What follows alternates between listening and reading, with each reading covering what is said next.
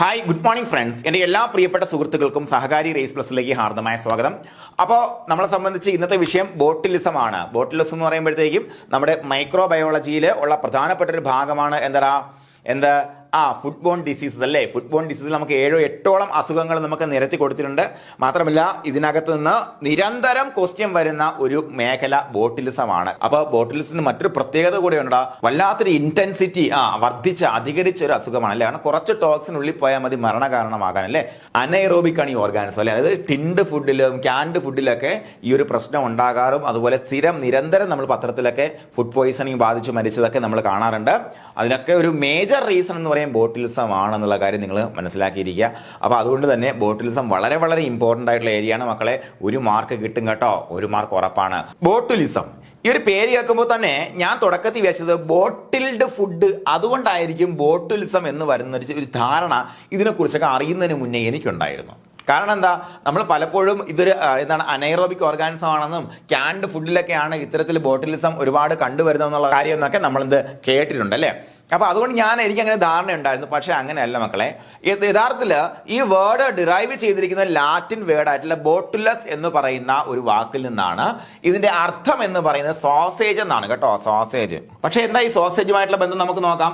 1700 കേട്ടോ, 1790-കളിലാണ് ജർമ്മനിയിൽ ബ്ലൻസൺ എന്ന് പറയുന്ന ഒരു സോസേജ് എന്ന് പറയുമ്പോൾ നമുക്കറിയാം എന്താണ്, ഏതെങ്കിലും ഒരു അനിമലിന്റെ ഒരു ചെറുകുടൽ എടുത്ത് അത് ക്ലീൻ ചെയ്ത് അത് കുക്ക് ചെയ്തതിനു ശേഷം അതിനകത്തേക്ക് മറ്റു മീറ്റിന്റെ ഭാഗങ്ങളെല്ലാം നിറച്ച് ഉണ്ടാക്കുന്ന ഒരു സാധനമാണ് നമ്മൾ സോസേജ് എന്ന് പറയുന്നത്. അത് എന്താണ്, പ്രീ കുക്ക്ഡ് ആയിരിക്കും. അത് പിന്നെ നമ്മൾ കുക്ക് ചെയ്ത് കഴിക്കുന്നത് അല്ലേ. അപ്പോൾ ഇത്തരത്തില് പ്രീ കുക്ക്ഡ് ആയിട്ടുള്ള ഈ സോസേജ് എന്താണ്, പിന്നെയും കുക്ക് ചെയ്യാതെ കഴിക്കാൻ പറ്റുമെന്ന വിശ്വാസം നമ്മുടെ ഈ സാധാരണക്കാര ജനങ്ങൾക്ക് ഉണ്ടായിരുന്നു. പക്ഷേ ഇത് കഴിച്ച ആൾക്കാരിൽ 20ഓളം പേര് പെട്ടെന്ന് മരണപ്പെട്ടു. അപ്പൊ ഇവിടെ നിന്നാണ് ഈ പറഞ്ഞ ബോട്ടിലിസം എന്ന് പറയുന്ന ഒരു അസുഖത്തിനെ ലോകം തിരിച്ചറിയാൻ തുടങ്ങിയത്. അതുകൊണ്ട് തന്നെയാണ് മക്കളെ നോക്കുക, ഈ ലാറ്റിൻ വേർഡ് ബോട്ടുലസ് എന്ന് പറയുന്ന ഒരു വേർഡിൽ നിന്നാണ് നമ്മുടെ ബോട്ടിലിസം ഉണ്ടായി വന്നിരിക്കുന്നത്. അതിന്റെ അർത്ഥം എന്താണ്, സോസേജ്. മറന്നു പോകരുത്, എന്താണ് ബോട്ടുലസ് എന്ന് പറയുന്ന വാക്കിന്റെ അർത്ഥം എന്താണ്, സോസേജ് എന്നാണ്, സോസേജ്. ഓക്കെ അല്ലടാ. ഇനി നോക്കാം. Botulism is a disease caused by the injection of food containing the neurotoxin produced by clostridium botulinum. Clostridium ബാക്ടീരിയയുടെ പേരാണ് ബോട്ടുലിസം. വളരെ സിമ്പിൾ ആണ്, നമ്മൾ കുഞ്ഞു ക്ലാസ്സിലേക്ക് കേട്ടിട്ടുള്ളതാണ്. അത് നമ്മൾ മറന്നു പോകില്ല അല്ലേ. അപ്പൊ നോക്കാം, ബോട്ടുലിസം ഒരു അസുഖമാണ്. അത് എന്തിന്റെ കാരണമായിട്ടുണ്ടാകുന്ന മക്കളെ, injection of food containing the neurotoxin. നോക്കാം, എന്താണ്, ഈ ബാക്ടീരിയ ഭക്ഷിച്ചാൽ ഉണ്ടാകുന്നതല്ല. ശ്രദ്ധിക്കണം, ബാക്ടീരിയ ഭക്ഷിച്ചാൽ ഉണ്ടാകുന്നതല്ല. ഈ ബാക്ടീരിയ ഉണ്ടാക്കിയ ടോക്സിൻ നമ്മൾ ഭക്ഷിച്ചാൽ ഉണ്ടാകുന്ന അസുഖമാണ് എന്ത്, ബോട്ടിലിസം എന്ന് പറയുന്നത് അല്ലേ. അത്രയേ ഉള്ളൂ കാര്യം, വളരെ സിമ്പിൾ ആണ്. ഇത് നോക്കാം. Botulism can occur as the result of food or wound contamination.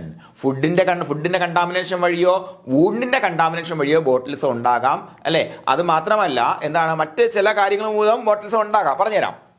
Mainly നമ്മളിവിടെ പഠിക്കുന്നതാണ് ഫുഡിന്റെ കണ്ടാമിനേഷൻ വഴി ഉണ്ടാകുന്ന ബോട്ടിലിസം അല്ലേ. The contamination can also occur when bacterial spores grow in the intestine of infants. ഇൻഫൻസിന്റെ ഇന്റസ്റ്റൈനിൽ ബാക്ടീരിയൽ സ്പോറുകൾ വെജിറ്റേറ്റീവ് ഫോമിലേക്ക് മാറി വളരാൻ തുടങ്ങിയാലും ഈ പറഞ്ഞ പ്രശ്നം ഉണ്ടാകാം അല്ലെ. അതിന് നമ്മൾ ഇൻഫന്റൈൽ ബോട്ടിലിസം എന്ന് പറയും. ഇൻഫൻസിനുള്ള ബോട്ടിലിസം എന്ന് പറയുന്നു. നിങ്ങൾ ഒരു പക്ഷേ കേട്ടിട്ടുണ്ടാവും. ഒരിക്കൽ നമ്മുടെ ശരിക്കും പറഞ്ഞാൽ എൻ്റെ 20ാമത്തെ വയസ്സിൽ ആ സമയത്ത് നമ്മുടെ SIT ആശുപത്രിയിൽ കുറെ കുട്ടികൾ ശിശു മരണം നിങ്ങൾ കേട്ടിട്ട് റിപ്പോർട്ട് ചെയ്തിട്ടുണ്ടായിരുന്നു. അതിനൊക്കെ കാരണം എന്തായിരുന്നു, ഈ ഇൻഫന്റൈൽ ബോട്ടിലിസം ആയിരുന്നുള്ളതായിരുന്നു. നിങ്ങൾ ഓർത്തിരിക്കുക കേട്ടോ. അന്ന് ഒരുപാട് പഠനങ്ങളൊക്കെ നടന്നതാണ് അതിനകത്ത്.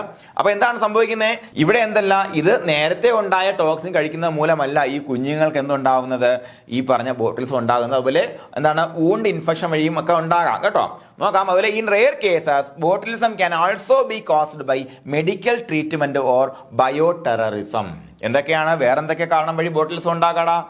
നിങ്ങൾ ഉറപ്പായിട്ടും നമ്മുടെ ലാലേട്ടനെ സംബന്ധിച്ച് ഒരു ഫാൾസ് ന്യൂസ് ആണെന്നാണ് ഞാൻ വിശ്വസിക്കുന്നത്. പലപ്പോഴും സോഷ്യൽ മീഡിയയിലൊക്കെ ലാലേട്ടനെ കളിയാക്കുന്ന തരത്തിൽ, മോഹൻലാൽ അല്ലേ നമ്മുടെ അതുല്യനായ നടനെ കളിയാക്കുന്ന തരത്തിൽ ബോട്ടോക്സ് ഇഞ്ചക്ഷൻ എടുത്തതിന് ശേഷമാണ് അദ്ദേഹത്തിന്റെ മുഖത്തിന്റെ ഫ്ലെക്സിബിലിറ്റി നഷ്ടപ്പെട്ടതെന്നൊക്കെ നിങ്ങൾ പലയിടത്തും പല സ്ഥലങ്ങളിലൊക്കെ ആൾക്കാർ പറയുന്ന ഒരു പക്ഷേ കേട്ടിട്ടുണ്ടായിരിക്കാം. എന്താ ഈ ബോട്ടോക്സ് എന്ന് പറഞ്ഞാൽ, ശരിക്കും കോസ്മെറ്റിക് പർപ്പസിന് വേണ്ടിയിട്ട് ബോട്ടോക്സ് ഇതിന്റെ ടോക്സിൻ തന്നെയാണ്. ടോക്സിൻ വേർതിരിച്ച് പല അളവിൽ ഉപയോഗിക്കുന്നുണ്ട് കേട്ടോ. അപ്പോൾ ശരിക്കും അതിന്റെ ഈ പറഞ്ഞ പോലെ അതിൻ്റെ ഒരു സൈഡ് എഫക്റ്റ് ഉണ്ടായി എന്നൊക്കെ പലരും പറഞ്ഞു കേൾക്കുന്നുണ്ട്. എന്തായാലും അതുകൊണ്ട് പറയുന്നത് in rare cases botulism can also be caused by medical treatment. അതിന് അയാട്രോജനിക് കോസസ് എന്ന് പറയും കേട്ടോ. അയാട്രോജനിക് ബോട്ടുലിസം എന്ന് പറയും. എന്താണ് അയാട്രോജനിക്കും നെർസോകോമിയൽ നിന്ന് തിരിഞ്ഞു പോകരുത് കേട്ടോ. അപ്പൊ അയാട്രോജനിക് നെർസോകോമിയൽ രണ്ടും ഹോസ്പിറ്റൽ റിലേറ്റഡ് ആണ്. നമ്മൾ എപ്പിഡെമിയോളജി പഠിക്കുമ്പോഴത്തേക്കും പഠിക്കുന്ന രണ്ട് ടേമാണ് അയാട്രോജനിക് ആൻഡ് എന്താണ് നെർസോകോമിയൽ ഇൻഫെക്ഷൻ എന്ന് പറയുന്നത്. അപ്പോൾ എന്താണ് ഈ രണ്ട് വ്യത്യാസം എന്ന് മനസ്സിലാക്കാൻ കാര്യം, ഇൻ കേസ് അതിനകത്ത് ഓപ്ഷനിൽ വരുന്ന അയാട്രോജനിക്കും അതോടൊപ്പം നെർസോകോമിയൽ ആണെന്നുണ്ടെങ്കിൽ നമ്മൾ രണ്ടും ഹോസ്പിറ്റൽ അക്വേർഡ് അല്ലേ എന്ന് സംശയം നമുക്ക് ഉണ്ടാകാൻ സാധ്യതയുണ്ട്. എന്തായാലും നമുക്ക് നോക്കാം എന്താ അയാട്രോജനിക്. അയാട്രോജനിക് എന്ന് പറയും ഫിസിഷ്യൻ ഇൻഡ്യൂസർ എന്ന് വേണമെങ്കിൽ പറയാം. എന്താ, നമ്മളൊരു ട്രീറ്റ്മെന്റിന്റെ ഭാഗമായിട്ട് നമ്മളൊരു സാധനം ഒരു രോഗിക്ക് കൊടുക്കുന്നു അല്ലെങ്കിൽ ഇഞ്ചക്ട് ചെയ്യുന്നു. അപ്പൊ അതുമായിട്ട് ബന്ധപ്പെട്ടുണ്ടാകുന്ന ഒരു മെഡിക്കൽ കോംപ്ലിക്കേഷൻ, അതിനാണ് അയാട്രോജനിക് എന്ന് പറയാം. പക്ഷെ അതേസമയം നെർസോകോമിയൽ എന്ന് പറയുന്നതാണ് നമ്മൾ ഹോസ്പിറ്റലിൽ മറ്റൊരു ആവശ്യത്തിനായിട്ട് പോയി, അതായത് നമ്മൾ പോയത് വേറെ കാലിലെ ഒടിവ് പരിഹരിക്കാൻ വേണ്ടിയിട്ടാണ്, അവിടെ നമുക്ക് കോവിഡ് കിട്ടി, ഇതിനാണ് നോസോകോമിയൽ ഇൻഫെക്ഷൻ എന്ന് പറയാം. പക്ഷേ ഇതൊന്നും വ്യത്യാസം മനസ്സിലായെന്ന് കരുതുന്നു. ഇതൊരു അയാട്രോജനിക് കണ്ടീഷൻ ആണെന്നുള്ള കാര്യം മനസ്സിലാക്കുക. അത് നമ്മൾ അയാട്രോജനിക് ബോട്ടുലിസം എന്ന് പറയും. അതായത് ട്രീറ്റ്മെന്റിന്റെ ഭാഗമായിട്ട് നമ്മൾ മെഡിക്കൽ ട്രീറ്റ്മെന്റിന്റെ ഭാഗമായിട്ടും ഇതിനെ ടോക്സിൻ ബോട്ടോക്സ് എന്ന രീതിയിൽ നമ്മൾ ഉപയോഗിക്കുന്നുണ്ട്. അപ്പൊ അതുമായിട്ട് ബന്ധപ്പെടുത്തിയും ബോട്ടുലിസം റെയർ ആയിട്ട് കണ്ടുവരുന്നുണ്ട്. പിന്നെ നോക്കാം ബയോടെററിസം. ബയോടെററിസം എന്ന് പറയുമ്പോൾ നമ്മൾ പലപ്പോഴും കേട്ടിട്ടുള്ളതാണ്, അല്ലെങ്കിൽ നമ്മൾ ശരിക്കും നമ്മുടെ എൻ്റെയൊക്കെ കുഞ്ഞുനാളിൽ ആന്ത്രാക്സ് എന്ന് പറയുന്ന ഒരു ബയോ വെപ്പൺ നമ്മുടെ പല രാജ്യങ്ങളിലേക്കും നമ്മുടെ താലിബാൻ പോലുള്ള ഭീകര രാഷ്ട്രങ്ങൾ കയറ്റിവിടുന്നു. അതുപോലെ എന്താണ് ലെറ്ററിനകത്ത് ആന്ത്രാക്സിന്റെ സ്പോറുകൾ വെച്ച് കയറ്റിവിടുന്നു. ഇങ്ങനെയൊക്കെയുള്ള ന്യൂസുകളൊക്കെ ശരിക്കും നിങ്ങൾ എൻ്റെ ഏജ് ആണെന്നുണ്ടെങ്കിൽ നിങ്ങൾക്ക് അറിയാൻ പറ്റുമായിരിക്കും. കുട്ടിക്കാലത്ത് നമ്മൾ കേട്ടിട്ടുള്ള കാര്യങ്ങളാണ് കേട്ടോ. ആ സമയത്ത് അങ്ങനെ ഉണ്ടായിരുന്നു. അമേരിക്കയുമായിട്ടുള്ള ചില ക്ലാഷ് എല്ലാം ഉള്ള സമയത്ത് ഇങ്ങനെ ഒരു പ്രശ്നമൊക്കെ ഉണ്ടായിരുന്നു. അതാണ് ബയോടെററിസം അല്ലേ, ബയോടെററിസം. അതിനാണ് ബയോടെററിസം അല്ലെങ്കിൽ ബയോ വാർ എന്നൊക്കെ പറയുന്നത്. അപ്പോൾ അതിന്റെ ഭാഗമായിട്ടും എന്താണ് ബോട്ടുലിസം കണ്ടുവരാറുണ്ട്. ഓക്കെ, കാരണം എന്താ മക്കളെ, എന്തുകൊണ്ട് അത്രയ്ക്ക് പൊട്ടന്റ് ആയിട്ടുള്ള ഒരു ടോക്സിൻ ആണ് ക്ലോസ്ട്രീഡിയം ബോട്ടിലിന് ഉണ്ടാക്കുന്ന ടോക്സിൻ എന്ന് പറയുന്നത്. അതായത് നമുക്ക് ഒരു ഇതൊരു ക്യാനാണെന്ന് വെച്ചോ, ആ ക്യാന് നമുക്ക് ചെറിയൊരു സംശയമുണ്ട്, ഇത് എന്തെങ്കിലും നശിച്ചു പോയോ, ഫുഡ് ചീത്തയായോ എന്നും പറഞ്ഞുകൊണ്ട് നമ്മൾ സ്കൂപ്പ് എടുത്ത് ഇങ്ങനെ കഴിച്ചു നോക്കി. ശരിക്കും കൃത്യമായിട്ട് അതിന് ടോക്സിൻ ഡെവലപ്മെന്റ് ഉണ്ടെങ്കിൽ ആ കഴിച്ചത് മതി നമ്മൾ തട്ടിപ്പോകാൻ. ഇത് ഇത്രയും ഭീകരനായ സാധനമാണ് ബോട്ടിലിസം അല്ലെങ്കിൽ ക്ലോസ്ട്രീഡിയം ബോട്ടിലിനം എന്ന് പറയുന്ന ബാക്ടീരിയ ഉണ്ടാക്കുന്ന ടോക്സിൻ. ഓക്കെ അല്ലേടാ, ഈ കാര്യങ്ങളൊക്കെ മനസ്സിൽ അതേപോലെ പതിയുന്നില്ലേ? ഇവിടെ എവിടെയാണ് ശ്രദ്ധിക്കേണ്ടതെന്നും എവിടെ നിന്നാണ് ചോദ്യം വരുന്നുള്ള കാര്യം ഞാൻ വ്യക്തമായിട്ട് പറഞ്ഞു തരും കേട്ടോ. ഇവിടെ നിങ്ങൾ ചോദ്യം ഇതൊക്കെ വിശദമായിട്ട് പിന്നെ പഠിക്കാനുണ്ട്, നിങ്ങളൊന്നും പേടിക്കേണ്ട കാര്യമില്ല. ഇവിടുന്ന് ചോദിച്ചിരിക്കുന്ന ഒരേ ഒരു കാര്യം എന്ന് പറയുമ്പോൾ എന്നതാടാ, ഇതൊരു ന്യൂറോടോക്സിൻ ആണെന്നുള്ള കാര്യമാണല്ലേ. ന്യൂറോടോക്സിൻ ആണ്, അത് ചോദിച്ചിട്ടുണ്ട്. ഇനി ഏത് ഭാഷയിൽ നിന്ന് ഡിറൈവ് ചെയ്യുന്ന വേണമെങ്കിൽ ചോദിക്കാം. എന്താ മക്കളെ, ലാറ്റിൻ ആണ്. അതുപോലെ ബോട്ടുലസ് എന്ന് പറയുന്ന വാക്കിന്റെ അർത്ഥം എന്താണെന്ന് വേണമെങ്കിൽ ചോദിക്കാം. എന്താ മക്കളെ, സോസേജ് ആണ് അല്ലെ, സോസേജ് ആണ്. ഓക്കെ, അതുപോലെ ഇതിന്റെ എന്തുകൊണ്ടാണ് ഈ അസുഖം ഉണ്ടാകുന്നത് പറഞ്ഞിരിക്കുന്നു. അതുപോലെ വൂണ്ട് കണ്ടാമിനേഷന്റെ ഭാഗമായിട്ടും, അതുപോലെ ബാക്ടീരിയൽ സ്പോർസ് നമ്മുടെ കുട്ടികളുടെ ഇൻഡസ്ട്രിയിൽ വളരുന്നതിന്റെ ഭാഗമായിട്ടും, ചില കാരണങ്ങളിൽ മെഡിക്കൽ ട്രീറ്റ്മെന്റ് നമ്മൾ ബോട്ടോക്സ് ഉപയോഗിക്കുന്നതിന്റെ ഭാഗമായിട്ടും, ചില കാരണങ്ങളിൽ ബയോടെററിസത്തിന്റെ ഭാഗമായിട്ടുമൊക്കെ ബോട്ടുലിസം കോമൺ ആയിട്ട് കണ്ടുവരുന്നു. നോക്കാം main forms of botulism. First one food borne botulism. ഇതാണ് നമ്മുടെ ശരിക്കുള്ള വിഷയം, ഫുഡ് ബോൺ ബോട്ടിലിസം അല്ലെ. ഇവിടെ പ്രീഫോംഡ് ആയിട്ടുള്ള, ശ്രദ്ധിക്കണം, പ്രീഫോംഡ് ആയിട്ടുള്ള നമ്മുടെ ഈ ടോക്സിൻ ആണ് ഇത്തരത്തിലുള്ള ഈ അസുഖത്തിന് കാരണം. നോക്കാം എന്താ food borne botulism. The harmful bacteria thrive and make the toxin in environments അല്ലേ. ഈ പറഞ്ഞ ഹാർംഫുൾ ബാക്ടീരിയ പിടിച്ചു നിൽക്കും, നമ്മുടെ മറ്റുള്ള പ്രവർത്തനങ്ങളെല്ലാം ഇത് ഓവർകം ചെയ്ത് പിടിച്ചു നിന്നതിന് ശേഷം എന്ത് ചെയ്യും, ടോക്സിൻ ഉണ്ടാക്കും അല്ലെ. എങ്ങനെയുള്ള environment with little oxygen, little oxygen ശ്രദ്ധിക്കണം. ഓക്സിജൻ ഇല്ലായ്മയിൽ ഓക്സിജനെ ടോളറേറ്റ് ചെയ്യാൻ നമ്മുടെ ഈ പറഞ്ഞ ബാക്ടീരിയ കഴിയല. അതുകൊണ്ടാണ് പ്രത്യേകിച്ച് ക്യാൻഡ് ഫുഡില് ഓക്സിജൻ ഉണ്ടെന്നുണ്ടെങ്കിൽ നമ്മൾ എപ്പോഴും ഓക്സിജൻ ഇല്ലാത്ത പാക്കേജിങ് ചെയ്യുന്നത്. എന്തിനാണ്, നമ്മുടെ ഫുഡിന്റെ കീപ്പിംഗ് ക്വാളിറ്റി വർദ്ധിപ്പിക്കാൻ വേണ്ടി. അപ്പോൾ ഓക്സിജൻ ഇല്ലാതാവുമ്പോൾ കീപ്പിംഗ് ക്വാളിറ്റിയുടെ ഇടയിലൂടെ നുഴഞ്ഞു കയറാൻ പറ്റുന്ന ഒരുത്തനാണ് ഈ പറഞ്ഞ ക്ലോസ്ട്രീഡിയം ബോട്ടിലിനം കേട്ടോ. ഓക്കെ, മറക്കുക. അപ്പൊ ലിറ്റിൽ ഓക്സിജൻ ഇല്ലാത്ത സാഹചര്യത്തിൽ അല്ലെ, എങ്ങനെ ഹോം ക്യാൻഡ് ഫുഡിലെല്ലാം വരുന്നൊരു പ്രശ്നമാണ് ഫുഡ് ബോൺ ബോട്ടിലിസം. വിശദമായിട്ട് പിന്നെ നോക്കാൻ പേടിക്കണ്ട. ഇനി വൂണ്ട് ബോട്ടിലിസം. മെയിൻ ഫോംസ് നോക്കുന്നേ. Wound botulism, if these bacteria get in a cut they can cause a dangerous infection that makes the toxin. നോക്ക്, ഒരു മുറിവിൽ അതിൽ ഈ ബാക്ടീരിയ ഇൻഫെക്റ്റ് ചെയ്യുകയാണെന്നുണ്ടെങ്കിൽ, തട്ടുകയാണെന്നുണ്ടെങ്കിൽ അതിന് എന്ത് ചെയ്യാൻ പറ്റും? നമ്മുടെ ശരീരത്തിലേക്ക് കയറിയിട്ട് അവിടെ ഇരുന്ന് പ്രവർത്തിച്ചുകൊണ്ട് അവിടെ ഇരുന്ന് ടോക്സിൻ ഉൽപ്പാദിപ്പിക്കാൻ പറ്റും. ഓക്കെ അതാണ് വൂണ്ട് ബോട്ടിൽസ് എന്ന് പറയുന്നത്. ഓക്കെ എന്ന് പറഞ്ഞത് അവിടെയും എന്താ നമുക്ക് അസുഖത്തിന് കാരണം എന്താ? വൂണ്ടിലുണ്ടാകുന്ന അല്ലെങ്കിൽ അവിടെ ഇരുന്ന് പ്രവർത്തിക്കുന്ന ബാക്ടീരിയ വഴി ഉണ്ടാകുന്ന ടോക്സിൻസ് ആണ് നമ്മുടെ അസുഖത്തിന് കാരണം. ഓക്കെ, എന്താണ് അനൈറോബ് ആണ്. നിങ്ങൾ ആ കാര്യം മറന്നു പോകരുത് കേട്ടോ.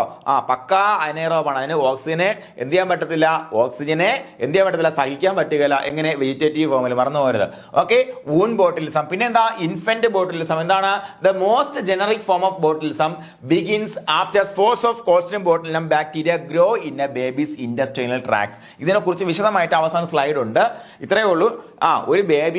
ഒരു ബേബിയുടെ ഇൻഡസ്ട്രിയൽ ട്രാക്റ്റിൽ വെച്ച് ഈ സ്പോറ് വെജിറ്റേറ്റീവ് ഫോമിലോട്ട് മാറി വളർന്നു തുടങ്ങി അവിടെ ഇരുന്നു കൊണ്ട് ടോക്സിൻ ഉൽപ്പാദിപ്പിക്കുമ്പോഴത്തേക്കും ഉണ്ടാകുന്ന അസുഖമാണ് എന്ത് മക്കളെ? Infant botulism. അയാട്രോജനിക് ബോട്ടിലിസം നോക്കാം. എന്താണ്? ഇൻ അയാട്രോജനിക് ബോട്ടിലിസം നമ്മൾ പറഞ്ഞ കാര്യമാണല്ലേ. എന്താണ്? When the toxin is injected for cosmetic or medical reasons. Medical റീസൺസിലും കോസ്മെറ്റിക് റീസൺസിലും ബോട്ടോക്സ് ഉപയോഗിക്കാറുണ്ട്. There have been rare conditions, അല്ലെങ്കിൽ സീരിയസ് സൈഡ് എഫക്ട്സ് ഒക്കെ ഉണ്ടാകാൻ സാധ്യതയുണ്ട്.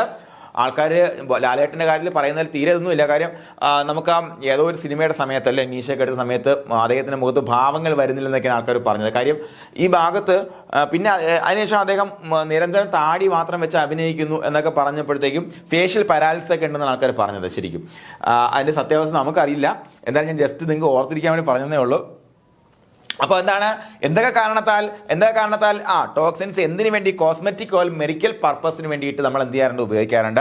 അപ്പോൾ അങ്ങനെ വരികയാണെന്നുണ്ടെങ്കിൽ these may include head Ek, facial paralysis and muscle weakness. അല്ലേ, ഇങ്ങനെ വരുന്ന അസുഖങ്ങൾ എന്തൊക്കെ? തലവേദന, അതുപോലെ ഫേഷ്യൽ പാരാലിസിസ്, ഫേഷ്യൽ മസിൽസിന്റെ പാരാലിസിനും അതുപോലെ മസിൽ വീക്ക്നെസ്സിന് കാരണമാകാറുണ്ട്.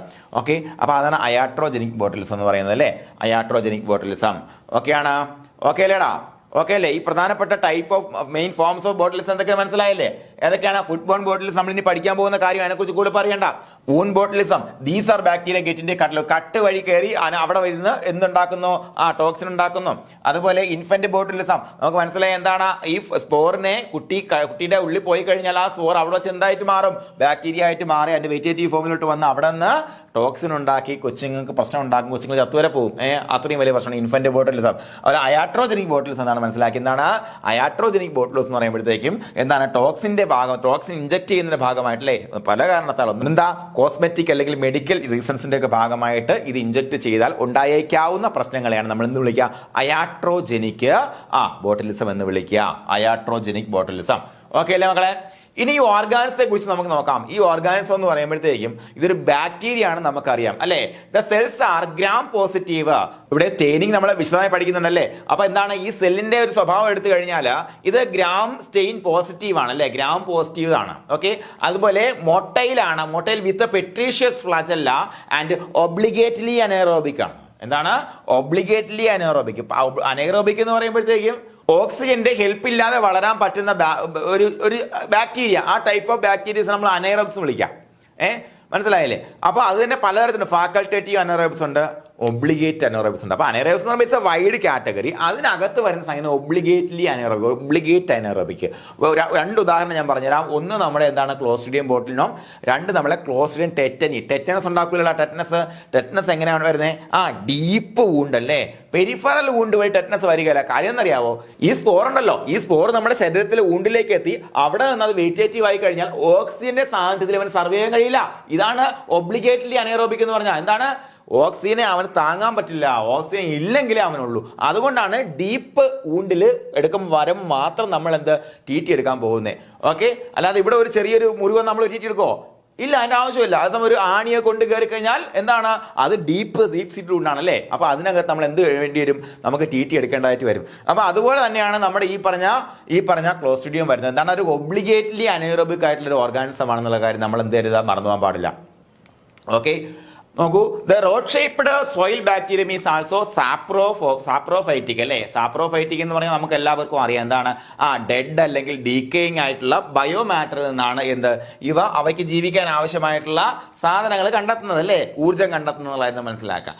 അപ്പൊ അതുകൊണ്ട് തന്നെയാണ് നമ്മുടെ ഫുഡ് എന്ന് പറയുമ്പോഴത്തേക്കും ഫുഡ് ഡീക്കേ ചെയ്യാൻ തുടങ്ങുമ്പോഴത്തേക്കും അവിടെ ഇവൻ വളരാൻ സാധ്യതയുണ്ട് അല്ലെ. അപ്പൊ ഒരു സാപ്രോഫൈറ്റിക് നേച്ചറാണ് നമ്മുടെ ഈ ഓർഗാനിസം. അതുപോലെ അത് സ്പോർ ഫോമിംഗ് ആണ്, അതുപോലെ ഗ്യാസ് ഫോമിംഗ് ആണ്. ഈ ഗ്യാസ് ഫോമിംഗ് ആയത് നമുക്ക് പലപ്പോഴും പ്രയോജനം ചെയ്യും കേട്ടോ. കാര്യം അറിയാം, അവിടെ നമുക്ക് ഈ പറഞ്ഞ ഈ ക്യാൻഡ് ഫുഡൊക്കെ ഇല്ലേ, ക്യാൻഡ് ഫുഡ് എടുത്ത് പൊട്ടിക്കുമ്പോൾ തന്നെ നല്ല ടപ്പോ എന്നൊരു സൗണ്ട് പൊട്ടിക്കഴിഞ്ഞാൽ നമുക്ക് അപ്പം മനസ്സിലാക്കാൻ പറ്റണം അതിനകത്ത് ഇവന്റെ സാന്നിധ്യം ഉണ്ടാകാൻ സാധ്യതയുണ്ട്. കാര്യം എന്താ, ക്യാൻഡ് ഫുഡ് എന്ന് പറയുമ്പോൾ അതിനകത്ത് മിനിമം ഓക്സിജൻ ആയിരിക്കില്ല, ഓക്സിജൻ ഇല്ലാതെ ആയിരിക്കും അതിനെ എന്ത് ചെയ്യുന്നത്, പാക്ക് ചെയ്യുന്നത്. അതിനകത്ത് ഇവൻ ഉണ്ടായിക്കഴിഞ്ഞാൽ അവൻ ഗ്യാസ് ഉണ്ടാക്കും, അതുകൊണ്ട് പെട്ടെന്ന് അറിയാൻ പറ്റും അല്ലെ. അപ്പൊ ഈ ഓർഗാനിസിന്റെ പ്രത്യേകതകൾ മറന്നു പോകരുത്. എന്താ മക്കളെ, ഗ്രാം പോസിറ്റീവ് ഇപ്പൊ തന്നെ പഠിച്ചോളാം. Gram positive organism motile organism with peritrichous flagella അല്ലെ. പെട്രീഷ്യസ് ഫ്ലജല്ല, ഇതൊന്നും ഫ്ലജലിൽ നിന്നും വിസിബിൾ ഒന്നും അല്ല, ചെറിയ ഫ്ലജല്ലയാണ്. Okay, പെട്രീഷ്യസ് flagella. അതുപോലെ ഒബ്ലിഗേറ്റ്ലി അനൈറോബിക് ആണ്. നേരത്തെ പറഞ്ഞു എന്താണ് ഒബ്ലിഗേറ്റ്ലി, അവയ്ക്ക് എന്ത് ചെയ്യാൻ പറ്റത്തില്ല മക്കളെ, എന്ത് ചെയ്യാൻ പറ്റത്തില്ല, ഓക്സിജന്റെ സാന്നിധ്യം സഹിക്കാൻ പറ്റുകയില്ല. അതുപോലെ the rod shaped soil bacterium means എന്താ, സാപ്രോഫൈറ്റിക് ഇൻ നേച്ചർ അല്ലെ. സാപ്രോഫൈറ്റ് ആണ്, ഡെഡ് ആൻഡ് ഡീക്കേയിങ് ആയിട്ടുള്ള ഓർഗാനിക് മാറ്ററിൽ നിന്നാണ് അവ ജീവിക്കുന്നത്. അതുപോലെ ഗ്യാസ് ഫോമിംഗ് ആണ്, സ്പോർ ഫോമിംഗ് ആണ്. സ്പോർ ഫോമിംഗ് ആണ് ഞാൻ നേരത്തെ പറഞ്ഞു. എന്താണ് നേരത്തെ സ്പോർ ആണ്. സ്പോറിന് ഒരിക്കലും വെജിറ്റേറ്റീവ് ആയതുകൊണ്ട് തന്നെ നമ്മുടെ ഓപ്പൺ വൂണ്ടിലൊന്നും ഇരിക്കാൻ പറ്റത്തില്ല. ക്ലോസ്ട്രിയം ഡെറ്റിന്റെ കാര്യം ഞാൻ പറഞ്ഞു അല്ലേ. അതുകൊണ്ട് തന്നെ ഓർത്തിരിക്കുക, സ്പോർ ഫോമിംഗ് ആണെന്ന് പറയും, ഓർത്തിരിക്കുക. സ്പോർ ഫോമിംഗ് ഓർത്തിരിക്കുക, മറന്നു പോകുക. അതുപോലെ ഗ്യാസ് ഫോമിംഗ് ആണ് അല്ലെ. എങ്ങനെ നമ്മൾ എവിടെ പഠിച്ചത്, നേരത്തെ പറഞ്ഞില്ലേ എന്താണ്, ടിന്ന് വെച്ചിട്ട് നമ്മൾ തുറക്കുമ്പോഴത്തേക്കും ടപ്പോന്ന് പൊട്ടിത്തെറിച്ചാൽ നമ്മൾ ഗ്യാസ് ഫോമിംഗ് ആണെന്ന് മനസ്സിലാക്കാം. അവിടെ ഈ ഓർഗാനിസിന്റെ സാന്നിധ്യം ഉണ്ടാൻ സാധ്യതയുണ്ടെന്ന് മനസ്സിലാക്കാം. അപ്പൊ തന്നെ അതെടുത്ത് വിളയിലേക്ക് കളഞ്ഞേക്കണം കേട്ടോ. ഇത് നോക്കാം, 7 types are distinguished on the basis of serological specificity of their toxins. നോക്ക, സീറോളജിക്കൽ സ്പെസിഫിസിറ്റി അടിസ്ഥാനത്തിൽ 7 ടൈപ്പ് നമ്മൾ എന്ത് ചെയ്യുന്നുണ്ട്, ഡിസ്റ്റിങ്വിഷ് വെച്ചിട്ടുണ്ട് കേട്ടോ. പ്രധാനമായിട്ടും ഏതൊട്ട് ജി വരെ അല്ലെ, ABCDEFG അല്ലെ. The predominant or only toxin. നോക്ക, ഈ ബാക്ടീരിയ അല്ലെങ്കിൽ ഏതെങ്കിലും ആയിട്ട് ബോട്ട്ലൻ ടോക്സിൻസിന്റെ ഏതെങ്കിലും സ്ട്രെയിൻസ് ഉൽപ്പാദിപ്പിക്കുന്ന ടോക്സിൻസ്, ചിലപ്പോൾ ഒന്നിലധികം ടോക്സിൻസ് ഒരേ ബാക്ടീരിയ ഉൽപ്പാദിപ്പിക്കാം. അങ്ങനെയാണെങ്കിൽ അതിൽ ഏറ്റവും കൂടുതൽ പ്രിഡോമിനന്റ് ആയിട്ട് കാണുന്ന ടോക്സിൻ ഏതെന്ന് നോക്കും, എന്നിട്ടായിരിക്കും അതിനെന്ത് ആ ടൈപ്പിന് പേര് കൊടുക്കുക അല്ലെ. അപ്പൊ A type, B type, C type, D type, E type, F type and G type, ഇങ്ങനെയുള്ള ന്യൂറോ ടോക്സിൻസ് ആണ് ഇത് ഉൽപ്പാദിപ്പിക്കുന്നത്. അപ്പോൾ എന്താ, ഇതിന്റെ സിറോളജിക്കൽ സ്പെസിഫിസിറ്റി അടിസ്ഥാനത്തിൽ 7 ആയിട്ട് തിരിച്ചിരിക്കുന്നു അല്ലെ. ABCDEFG അങ്ങനെ 7 ടൈപ്പ് ആയിട്ട് ഇതിനെ ക്ലാസിഫൈ ചെയ്തിട്ടുള്ള കാര്യം നിങ്ങൾ മറന്നു പോകരുത്. അപ്പൊ നമുക്ക് ഓരോ ടൈപ്പ് ഓഫ് ക്ലാസിഫിക്കേഷൻ ഒന്ന് നോക്കാം മക്കളെ. എന്താണ് ഫസ്റ്റ് ഓഫ് ഓൾ നമുക്ക് നോക്കാൻ പോകുന്നത് A ടൈപ്പ് ആണ്. Type A, the one commonly causing human botulism. നോക്ക, സാധാരണ നമുക്ക് ഹ്യൂമൻ ബോട്ടുലിസം ഉണ്ടാക്കുന്ന സാധനമാണ് ടൈപ്പ് A. നോക്ക, ദ മോസ്റ്റ് ടോക്സിക് എന്ന് പറഞ്ഞാൽ എന്താണ്, ടൈപ്പ് A ആണ് അല്ലെ. ഓക്കെ ആണ് പറഞ്ഞത്, ഓക്കെ അല്ലേ. അപ്പൊ ടൈപ്പ് A ഇത് ഹ്യൂമനിൽ അസുഖം ഉണ്ടാക്കുന്ന ഒരു സാധനമാണ്. ഇത് ടൈപ്പ് A എന്ന് മാത്രം മനസ്സിലാക്കി വെക്കുക. അതുപോലെ ടൈപ്പ് B യേക്കാളും ഒക്കെ ടോക്സിക് ആയിട്ടുള്ള സാധനമാണ് ടൈപ്പ് A എന്നുള്ള കാര്യം നിങ്ങൾ മറന്നു പോകരുത്. അപ്പോൾ ടൈപ്പ് B നോക്കാം. B is found more often than type A in most soils of the world as is less toxic to human beings. എന്താണ്, Aനെ അപേക്ഷിച്ച് നോക്കുമ്പോൾ അത്ര ടോക്സിക് അല്ല, വളരെ കോമൺ ആയിട്ട് കാണുന്ന സാധനമാണ് B ടൈപ്പ് ടോക്സിൻ. അതുകൊണ്ടാണ് ചിലതിന് അത്ര ടോക്സിക് അല്ലാതെ വയറിളക്കമൊക്കെ ഉണ്ടായി അങ്ങ് പോകും ചില അസുഖങ്ങൾക്ക്. ചിലതിന് A ആണെന്നുണ്ടെങ്കിൽ ഭയങ്കര ഫാറ്റിലാണ്. ഓക്കെ, അടുത്ത് നോക്കാം C ടൈപ്പ്. നോക്കാം C, നമ്മൾ Aയും Bയും പഠിച്ചു, ഇനി C ആണ് നോക്കാൻ പോകുന്നത്. C യെ കുറിച്ച് പറയുമ്പോഴത്തേക്ക് ഇതിൽ പ്രധാനമായിട്ട് മനസ്സിലാക്കേണ്ടത് ഇന്ന് ആനിമൽസിൽ പ്രശ്നമുണ്ടാക്കുന്ന സാധനമാണെന്നുള്ള കാര്യമാണ്. അപ്പോൾ നമ്മൾ നേരത്തെ പഠിച്ച മൊത്തം 7 സീറോളജിക്കൽ ഡിസ്റ്റിങ്ഷൻ ആണ് അവിടെ ഐഡന്റിഫൈ ചെയ്യുന്നത്. പക്ഷേ നമ്മുടെ ഫ്രേസറിന്റെ ടെക്സ്റ്റില്, പക്ഷേ മറ്റു ചില ടെക്സ്റ്റുകളിലൊക്കെ നമ്മുടെ റെഫറൻസ് പുസ്തകങ്ങളിൽ തന്നെ പറയുന്നുണ്ട് C1 ആൻഡ് C2, അങ്ങനെ C1 എന്നും C2 എന്നും തിരിച്ചിട്ടുണ്ടെന്നും പറയുന്നു. അപ്പോൾ അതിനകത്ത് ശ്രദ്ധിക്കുക, ഇതിനകത്ത് C2 എന്ന് പറയുമ്പോഴത്തേക്കും മക്കളെ ഇത് ന്യൂറോ ടോക്സിക് ടൈപ്പ് അല്ല കേട്ടോ. അത് നിങ്ങളൊന്ന് ഓർത്തിരിക്കണം. കാരണം കുറച്ച് ഇൻഡെപ്തിൽ ചോദിക്കാൻ സാധ്യത ഉണ്ടെന്നുണ്ടെങ്കിൽ അവിടെ ഓപ്ഷനിൽ C2 തന്നിട്ട് ഒറ്റയാനെ കണ്ടെത്താൻ പറഞ്ഞ എന്താണ്, C2 ഈസ് നോട്ട് ന്യൂറോടോക്സിക്. അത് ന്യൂറോടോക്സിക് ആയിട്ടുള്ള സംഭവം അല്ല. ബാക്കിയുള്ള എല്ലാ ടോക്സിൻസിന്റെയും കോമൺ ഫീച്ചർ എന്താണ്, എന്താണ് ന്യൂറോ ടോക്സിക് ആണ്. അതുകൊണ്ടാണ് നേരത്തെ PSCയുടെ പ്രീവിയസ് ക്വസ്റ്റ്യനിൽ നമുക്ക് അല്ലെ ഇത് ബോട്ടുലിൻ ടോക്സിൻ എന്ന് പറയുമ്പോൾ ന്യൂറോ ടോക്സിക് ആണ് എന്ന് എടുത്തു പറഞ്ഞിരുന്നു അല്ലെ, അത് നമ്മൾ ശരിയായിട്ട് അംഗീകരിച്ചു കൊടുത്തു അല്ലെ. പക്ഷേ ഈ C2 വരുമ്പോഴത്തേക്കും എന്താണ് അത് ന്യൂറോ ടോക്സിക് അല്ല എന്നുള്ള കാര്യം നിങ്ങൾ ഓർത്തിരിക്കുക. Type C causes botulism of fowls, cattle, mink and other animals but not of human beings അല്ലെ.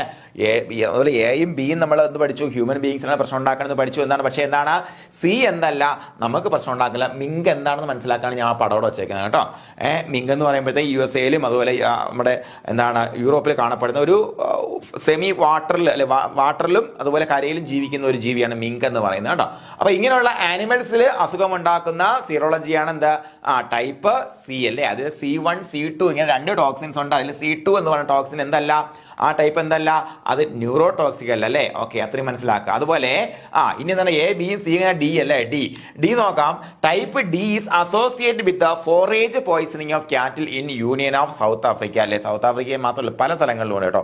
ഇതിൽ പറഞ്ഞിരിക്കുന്നത് നമ്മുടെ ഈ ഫ്രേസിന്റെ ടെക്സ്റ്റ് എന്ന് പറയുമ്പോഴത്തേക്കും ഇത് വിദേശ രാജ്യങ്ങൾ ആൾക്കാർ എഴുതിയ ടെക്സ്റ്റ് ആയതുകൊണ്ടാണ് ലോകമെമ്പാടുള്ള കാര്യങ്ങൾ പറഞ്ഞിരിക്കുന്നത്. നമ്മൾ ആ സ്ഥലം ഒന്നും നിങ്ങൾ പഠിച്ചു വെക്കേണ്ട ആവശ്യമില്ല, അങ്ങനെ ചോദിക്കത്തുമില്ല. അപ്പൊ എന്താണ് ഫോറേജ് പോയിസണിങ്ങിന് കാരണമാകുന്ന ഏത് സീറോളജിയാണെന്ന് ചോദിച്ചാൽ എന്താണ് ടൈപ്പ് D ആണെന്നുള്ള കാര്യം നിങ്ങൾ ഓർത്തിരിക്കുക. ഫോറേജ് D എയും ബിയും മനുഷ്യൻ അല്ലെ. അതുപോലെ C1ഉം C2 അല്ലെ. C എന്ന് പറയുമ്പോഴത്തേക്ക് എന്താണ് അനിമൽസിന് പ്രശ്നം ഉണ്ടാക്കുന്നത്. അപ്പോൾ D എന്താണ് അനിമൽസിന് പ്രശ്നം ഉണ്ടാക്കുന്നുണ്ട്. ഫോറേജ് പോയിസണിന് കാരണമാകുന്നു D അല്ലെ, മറന്നു പോകണ്ട.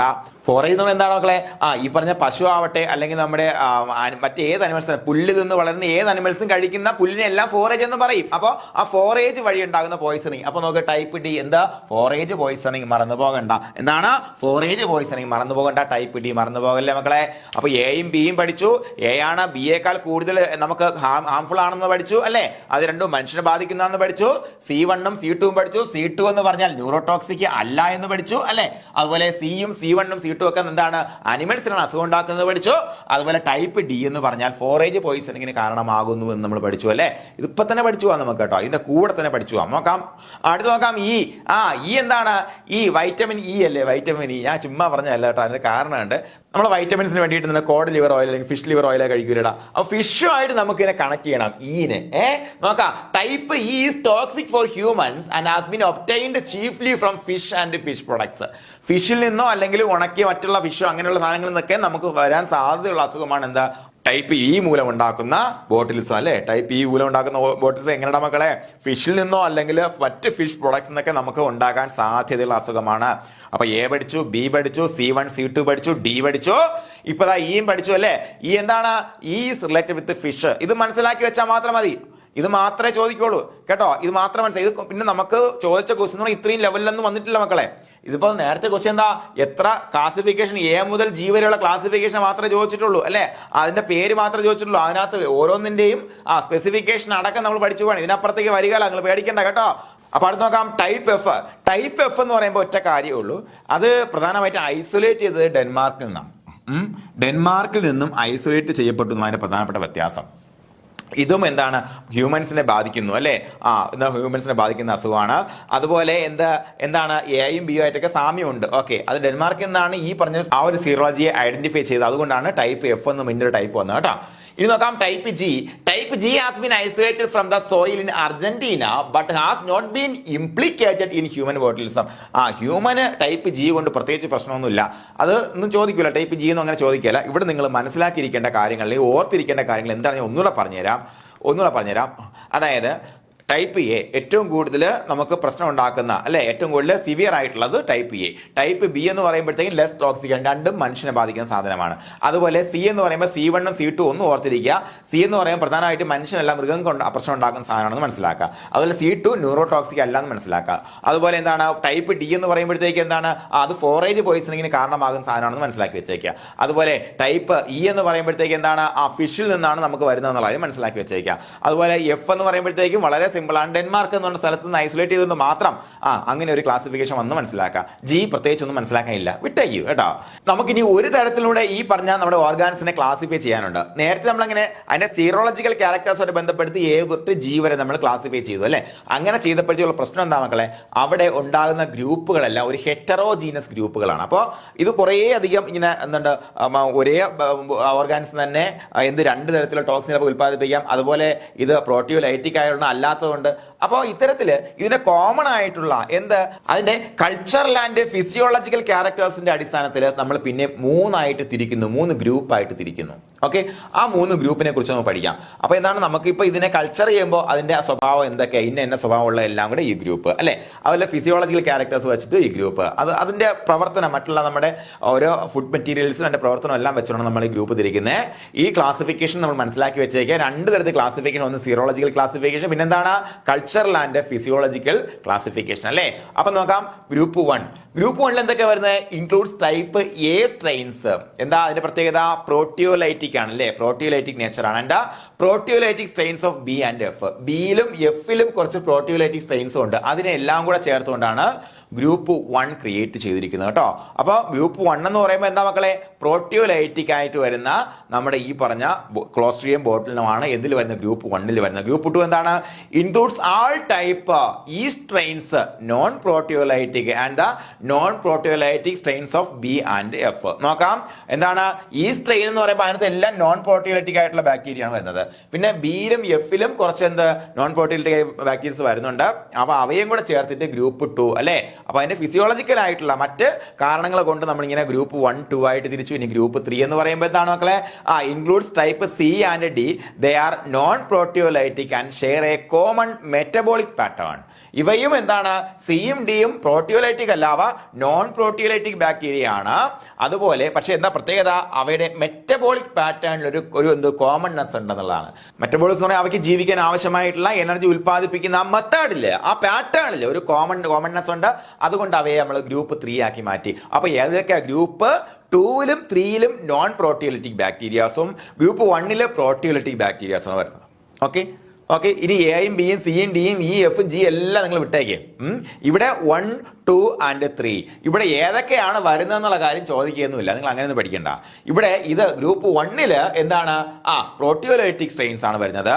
ഗ്രൂപ്പ് 2ല് നോൺ പ്രോട്ടിയോലൈറ്റിക് സ്ട്രെയിൻസ് ആണ് വരുന്നത്, മനസ്സിലാക്കി വെക്കുക. ഗ്രൂപ്പ് 3ലും നോൺ പ്രോട്ടിയോലൈറ്റിക് സ്ട്രെയിൻസ് ആണ് വരുന്നത്. പക്ഷേ അതിന്റെ മറ്റൊരു കാരണമുണ്ട്, എന്താണ്, അതിനകത്ത് വരുന്ന 2 ടൈപ്പ്, ടൈപ്പ് സി ആൻഡ് ഡിക്ക് എന്തുണ്ട്, ഒരു കോമൺ മെറ്റബോളിക് പാറ്റേൺ ഉണ്ടെന്നുള്ള കാര്യം നമ്മൾ മനസ്സിലാക്കിയിരിക്കുക. അതുകൊണ്ടാണ് അതിനെ മറ്റൊരു ഗ്രൂപ്പിലേക്ക് മാറ്റിയത്. അപ്പോൾ ഈ 3 ഗ്രൂപ്പിനെ കുറിച്ചും കൃത്യമായിട്ട് അറിഞ്ഞിരിക്കേണ്ട കീ പോയിന്റ് നമുക്ക് മനസ്സിലായിട്ടുണ്ട്. അതൊന്ന് ചോദ്യം വന്നാൽ നമുക്ക് എഴുതാനും പറ്റും കേട്ടോ.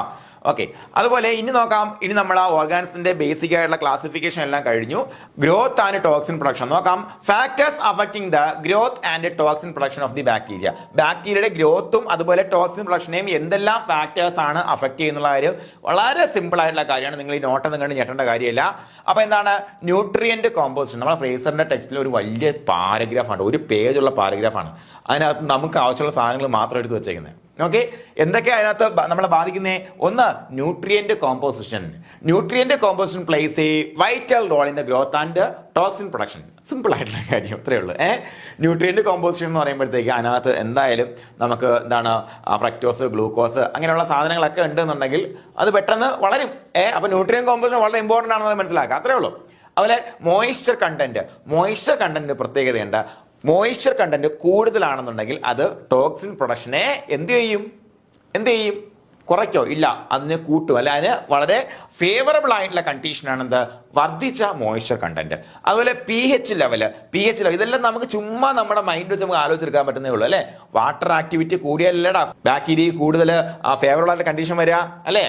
അപ്പൊ അതുപോലെ പി എച്ച് ലെവൽസ് പറയുമ്പോൾ നമുക്ക് നോക്കാടാ, നമുക്ക് എല്ലാ ബാക്ടീരിയയും പറയുന്ന പോലെ തന്നെ എന്താണ്, മിക്കവാറും എല്ലാ ബാക്ടീരിയ അല്ല, സാധാരണ നമ്മുടെ ബാക്ടീരിയസോ മൈക്രോ ഓർഗാനിസം എല്ലാം എന്താണ്, നമ്മുടെ ഒരു ന്യൂട്രൽ പി എച്ചിലാണ് വളരുന്നത് അല്ലേ, നിയർ ന്യൂട്രൽ പി എച്ച്. അപ്പൊ അതാണ് near neutral P H favours growth. എന്താണ്, നമ്മുടെ വെള്ളത്തിന്റെ പി എച്ച് എത്രയാണ്, 7. അതാണ് ന്യൂട്രൽ പി എച്ച്, നമുക്ക് അറിയാം അല്ലെ. അപ്പൊ ഈ ന്യൂട്രൽ പി എച്ച് എന്താണ്, ഇതിന്റെ ഗ്രോത്തിനെ ഫേവർ ചെയ്യുന്നുള്ള കാര്യം മനസ്സിലാക്കിയിരിക്കുക.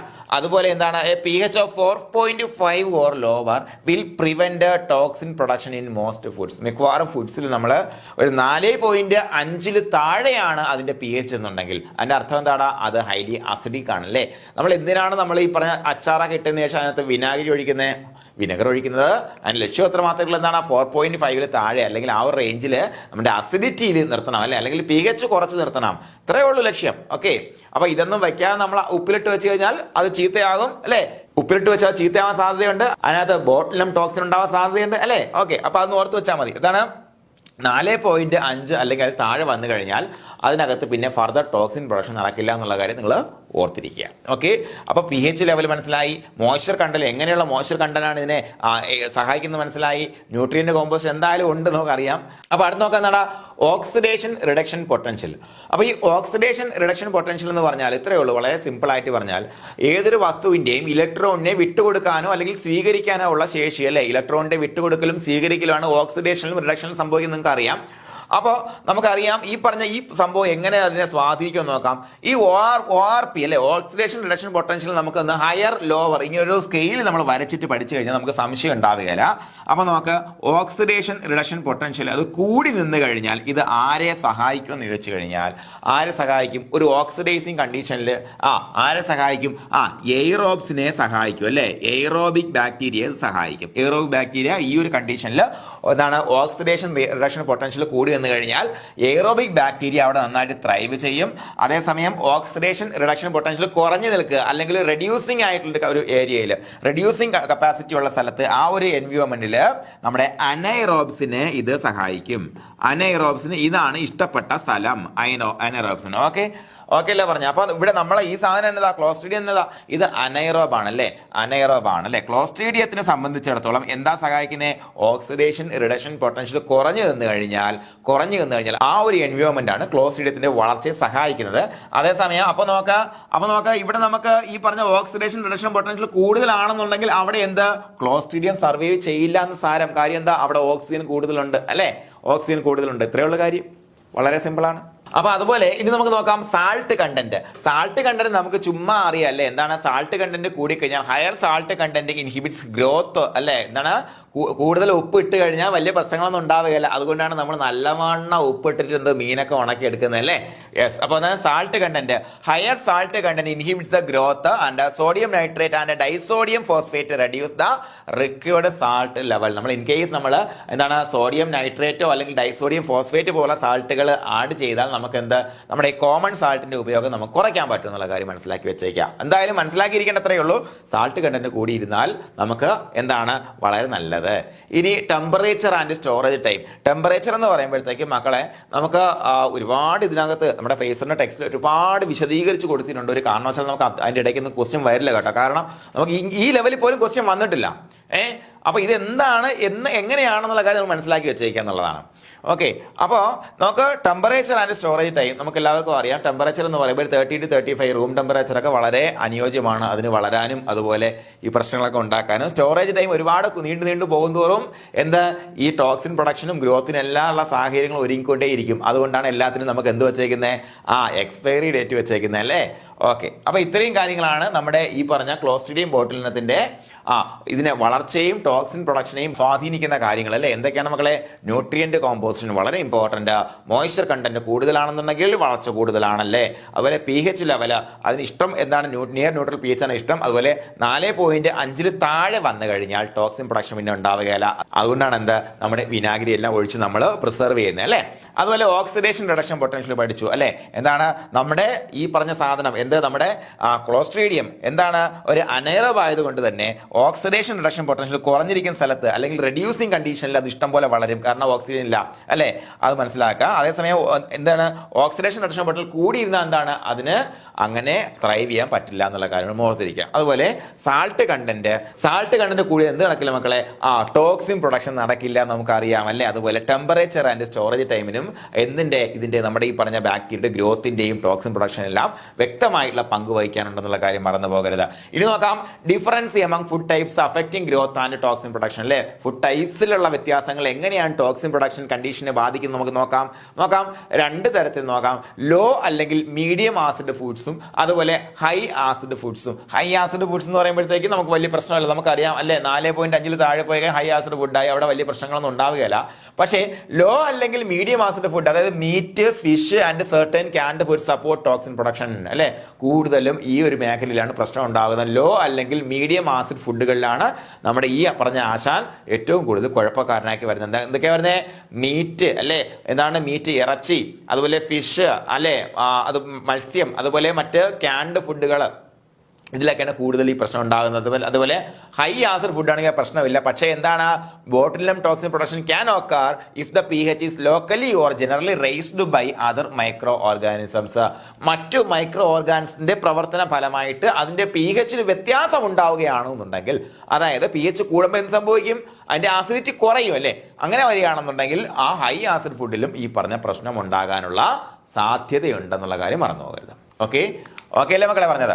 ഓക്കെ അല്ലേ? ഈ ഒരു കാര്യം നിങ്ങൾ ഓർത്ത് വയ്ക്കും. ഫ്രേസറിന്റെ ടെക്സ്റ്റിൽ ഈ ഒരു സാധനം കൊടുത്തിട്ടുണ്ട്. PSCക്ക് ക്വസ്റ്റ്യൻ ഉണ്ടാക്കാൻ പോകുന്ന ആൾക്കാരൊക്കെ ഇങ്ങനെയുള്ള സാധനമൊക്കെ കണ്ടാൽ ഒരു ചെറിയൊരു ഇതുണ്ടാവും കേട്ടോ.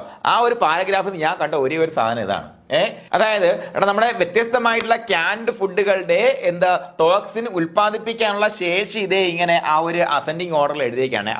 ഡിസെൻഡിങ് ഓർഡറിൽ ഏറ്റവും കൂടുതൽ കോൺ ഉൾപ്പെടുന്ന സാധനങ്ങൾക്കാണ്. അത് കഴിഞ്ഞാൽ പീസ്, അത് കഴിഞ്ഞ പീസ് എന്ന് പറയുമ്പോൾ പയറുവർഗ്ഗങ്ങളല്ലേ, അത് കഴിഞ്ഞ് സ്ട്രിംഗ് ബീൻസ്, പിന്നെ സ്പൈനാച്ച്. ഈ ഒരു ഓർഡറിൽ നമ്മുടെ ഫ്രേസറിന്റെ ടെക്സ്റ്റിൽ വ്യക്തമായിട്ട് അവിടെ എഴുതി വെച്ചിട്ടുണ്ട്. പെട്ടെന്ന് നമ്മുടെ കണ്ണുടക്കുന്ന സാധനമാണ്. അതുകൊണ്ട് എനിക്ക് തോന്നുന്നതാണ്, ഞാൻ ചോദ്യം ഉണ്ടാക്കണമെങ്കിൽ അത് ഇവിടുന്ന് ഇതായിരിക്കും എടുക്കുക. ഇത്രയും സാധനം തന്നിട്ട് ഈ ടോക്സിൻ പ്രൊഡക്ഷന് വേണ്ടിയിട്ടുള്ള ടോക്സിൻ പ്രൊഡക്ഷനുള്ള സാഹചര്യത്തിന്റെ അടിസ്ഥാനത്തിൽ ഇവയൊന്ന് അടുക്കിയെടുക്കാൻ പറയും. ചിലപ്പോൾ ഇൻക്രീസിംഗ് ആയിരിക്കും, ഡിക്രീസിംഗ് ആയിരിക്കും പറയുക. ഓക്കെ, ശരിക്കും ഈ ഒരു ഓർഡറാണ് ഇവിടെ ഏറ്റവും കൂടുതൽ ഡിസെൻഡിങ് ഓർഡർ നമ്മൾ എഴുതിയിരിക്കുന്നത്. എന്നാലും ഇവിടെ നിന്ന് നോക്കിയാൽ ഡിസെൻഡിങ് ഓർഡർ ആണ്. അപ്പോൾ കോണിലാണ് ഏറ്റവും കൂടുതൽ അല്ലെ. അത് കഴിഞ്ഞ് peas, string beans and spinach. Okay, ഈ കാര്യം നിങ്ങളൊന്ന് ഓർത്ത് വയ്ക്കുക. ഓക്കെ, അപ്പൊ ഇതൊന്ന് എവിടെയെങ്കിലും എഴുതി വെക്കാൻ വെക്കണം കേട്ടോ. ഒരു പക്ഷേ എനിക്ക് തോന്നുന്നത് ഇങ്ങനെയുള്ള സാധനം ചോദിക്കുമെന്ന് എനിക്ക് ഒരു ഉറപ്പുണ്ട്. ഓക്കെ, അപ്പൊ നമ്മുടെ ഈ ടോക്സിന്റെ പ്രധാനപ്പെട്ട പ്രത്യേകതകൾ നോക്കിയാണ്, ശ്രദ്ധിക്കുക. The toxin of Clostridium botulinum is a protein. അതൊരു പ്രോട്ടീൻ നേച്ചർ. അവിടെ പഠിച്ചിരിക്കേണ്ട കാര്യം എന്താണ്, ദ നേച്ചർ എന്താണ്, പ്രോട്ടീൻ നേച്ചർ ആണെന്നുള്ള കാര്യം മറന്നു പോയത് കേട്ടോ. അതുപോലെ it's purified and crystallised and is so powerful that only a tiny amount is sufficient to cause death. കുറച്ചു മതി ചത്തുപോകാൻ, അത്രയേ ഉള്ളൂ. അപ്പോൾ ടോക്സിൻ എന്ന് പറയുമ്പോൾ അത് എന്ത് ടൈപ്പ് ആണെന്ന് ചോദിക്കും. അത് പ്രോട്ടീൻ ആണെന്ന് മനസ്സിലാക്കിയിരിക്കുക. അതുപോലെ it is absorbed mostly in the intestine, small intestine അല്ലേ, ചെറുകുടലിലാണ് ഇത് അബ്സോർപ്ഷൻ നടക്കുന്നത്. And paralyses the involuntary muscles of the body. നമ്മുടെ ശരീരത്തിൽ ഇഷ്ടംപോലെ മസിൽസ് ഉണ്ട് അല്ലേ. വോളണ്ടറി മസിൽസ് ഉണ്ട്, ഇൻവോളണ്ടറി മസിൽസ് ഉണ്ട്. ഉദാഹരണം ഏതാണ് ഇൻവോളണ്ടറി മസിൽസിന്റെ? നമ്മുടെ ഡയഫ്രം അല്ലേ. ഡയഫ്രം, ഹേർട്ട് ഇൻവോളണ്ടറി ആണ്. നമുക്ക് പിടിച്ചു നിർത്താൻ പറ്റുമോ? പറ്റുകയില്ല. അപ്പൊ അത് ഇൻവോളണ്ടറി മസിലാണ്. അപ്പോൾ അത്തരത്തിലുള്ള ഇൻവോളണ്ടറി മസിൽസിനെ പാരലൈസ് ചെയ്യുന്നു. അങ്ങനെയാണ് ശരിക്കും പറഞ്ഞാൽ at the end of the day ഈ അസുഖം ബാധിച്ച ആൾക്കാർ മരിക്കുന്നത് ശരിക്കും പറഞ്ഞാൽ റെസ്പിറേറ്ററി ഫെയിലർ വഴിയാണ്. ഓക്കെ, അപ്പോ എവിടെ നിന്ന് അബ്സോർബ് ചെയ്യുന്ന ചോദ്യം ഇവിടെ കിടപ്പുണ്ട്. എവിടെയാണ്? സ്മാൾ ഇൻറ്റസ്റ്റൈനിലാണ് അബ്സോർപ്ഷൻ നടക്കുന്നത്. എന്താ ഈ ടോക്സിന്റെ അബ്സോർപ്ഷൻ എവിടെയാണ് നടക്കുന്നത്? സ്മാൾ ഇൻറ്റസ്റ്റൈനിലാണ്. Most of the absorption takes place in the small intestine, നമുക്ക് അറിയാവുന്ന കാര്യമാണ്. അതുപോലെ എന്ത് ചെയ്യുന്നു? Paralyses the involuntary muscles of the body. നമ്മുടെ ബോഡിയിലെ ഇൻവോളണ്ടറി മസിൽസിനെ പാരലൈസ് ചെയ്യുന്നു.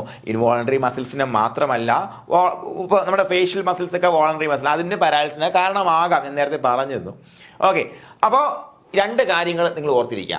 ഇതുപോലെ നോക്കാം. An important characteristic is a comparative thermolability. എന്താണ്? തെർമോലബൈലാണ് അല്ലേ ഇത്. അതായത് ചൂട് കൂട്ടിക്കഴിഞ്ഞാൽ നമുക്ക് ഇതിനെ എന്ത് ചെയ്യാൻ പറ്റും? ഡീആക്ടിവേറ്റ് ചെയ്യാൻ പറ്റും എന്നുള്ള കാര്യം നിങ്ങൾ ഓർത്തിരിക്കുക. അതുകൊണ്ട് തന്നെ നമുക്ക് എന്തെങ്കിലും സംശയം, ഉറപ്പായിട്ട് അൺകുക്ക്ഡ് ഫുഡ് കഴിക്കരുതെന്ന് പറയേണ്ട കാരണം ഇതാണ്. ഓക്കെ, അപ്പോൾ നമുക്ക് ലബോറട്ടറി ഹീറ്റ് ട്രീറ്റ്മെന്റ് വഴി എങ്ങനെ ഇതിനെ ഇനാക്ടിവേറ്റ് ചെയ്യാം നോക്കാം. അതിന്റെ ടെമ്പറേച്ചർ ടൈം കോംബോ പഠിച്ചു വെച്ചാൽ മക്കളെ നോക്കാം. എന്താണ്? In the laboratory heat treatment of 5 to 6 minutes at 80 degrees centigrade will inactivate type A toxin. Type A toxin ആണ് ബിയേക്കാൾ കൂടുതൽ പ്രശ്നക്കാരൻ നമ്മൾ പഠിച്ചിരുന്നു അല്ലെ. അപ്പൊ എത്ര? 5 മുതൽ 6 മിനിറ്റ് സമയം വരെ 80 ഡിഗ്രി സെന്റിഗ്രേഡിൽ ചൂടാക്കി കഴിഞ്ഞാൽ നമുക്ക് ടൈപ്പ് എ ടോക്സിനെ ഡീആക്ടിവേറ്റ് ചെയ്യാൻ പറ്റും അല്ലെ, അല്ലെങ്കിൽ ഇനാക്ടിവേറ്റ് ചെയ്യാൻ പറ്റും. അതുപോലെ ടൈപ്പ് ബി ടോക്സിൻ അത്ര കണ്ട അപകടകാരി അല്ലെങ്കിൽ കൂടിയും 15 മിനിറ്റ് നേരം 90 ഡിഗ്രി സെന്റിഗ്രേഡിൽ ചൂടാക്കിയാൽ നമുക്ക് ടൈപ്പ് ബിയെയും എന്ത് ചെയ്യാൻ പറ്റും? നശിപ്പിച്ച് കളയാൻ പറ്റും എന്നുള്ളതാണ്. അപ്പോൾ എന്ന് കരുതി ഇത് ചീത്തയായ ഫുഡല്ലേ, ഇത്രയും സമയം ചെയ്ത് കഴിഞ്ഞാൽ ഇത് നശിച്ചു പോകുന്ന കഴിച്ചു കളയല്ലേ. ഓക്കെ, അത് തന്നെയാണ് ഇവിടെ പറഞ്ഞിരിക്കുന്നത്. This should not imply that thorough cooking of a highly suspect food would be worthwhile risk കുറവാണെന്ന് വിചാരിക്കരുത്, അങ്ങനെ വിചാരിച്ച് കളയരുത് എന്നാണ് പറഞ്ഞിരിക്കുന്നത്. നോക്കാം. അതുപോലെ certainly it is advisable to reject all foods raw or canned. raw ആയിക്കോട്ടെ, canned ആയിക്കോട്ടെ. എങ്ങനെ? that gives evidence of spoilage. അല്ലെ? ഇതാണ് സ്പോയിലേജ് ആയി നശിച്ചു പോയി എന്നുള്ള എവിഡൻസ് കിട്ടിക്കഴിഞ്ഞാൽ, സ്മെല്ലാവട്ടെ കാഴ്ചയിലാവട്ടെ നമുക്ക് നശിച്ചു പോയി ഒരു സൂചന കിട്ടിക്കഴിഞ്ഞാൽ നമ്മൾ എന്ത് ചെയ്യണം? എന്ത് ചെയ്യണം? റിജക്റ്റ് ചെയ്യണം, അല്ലെ?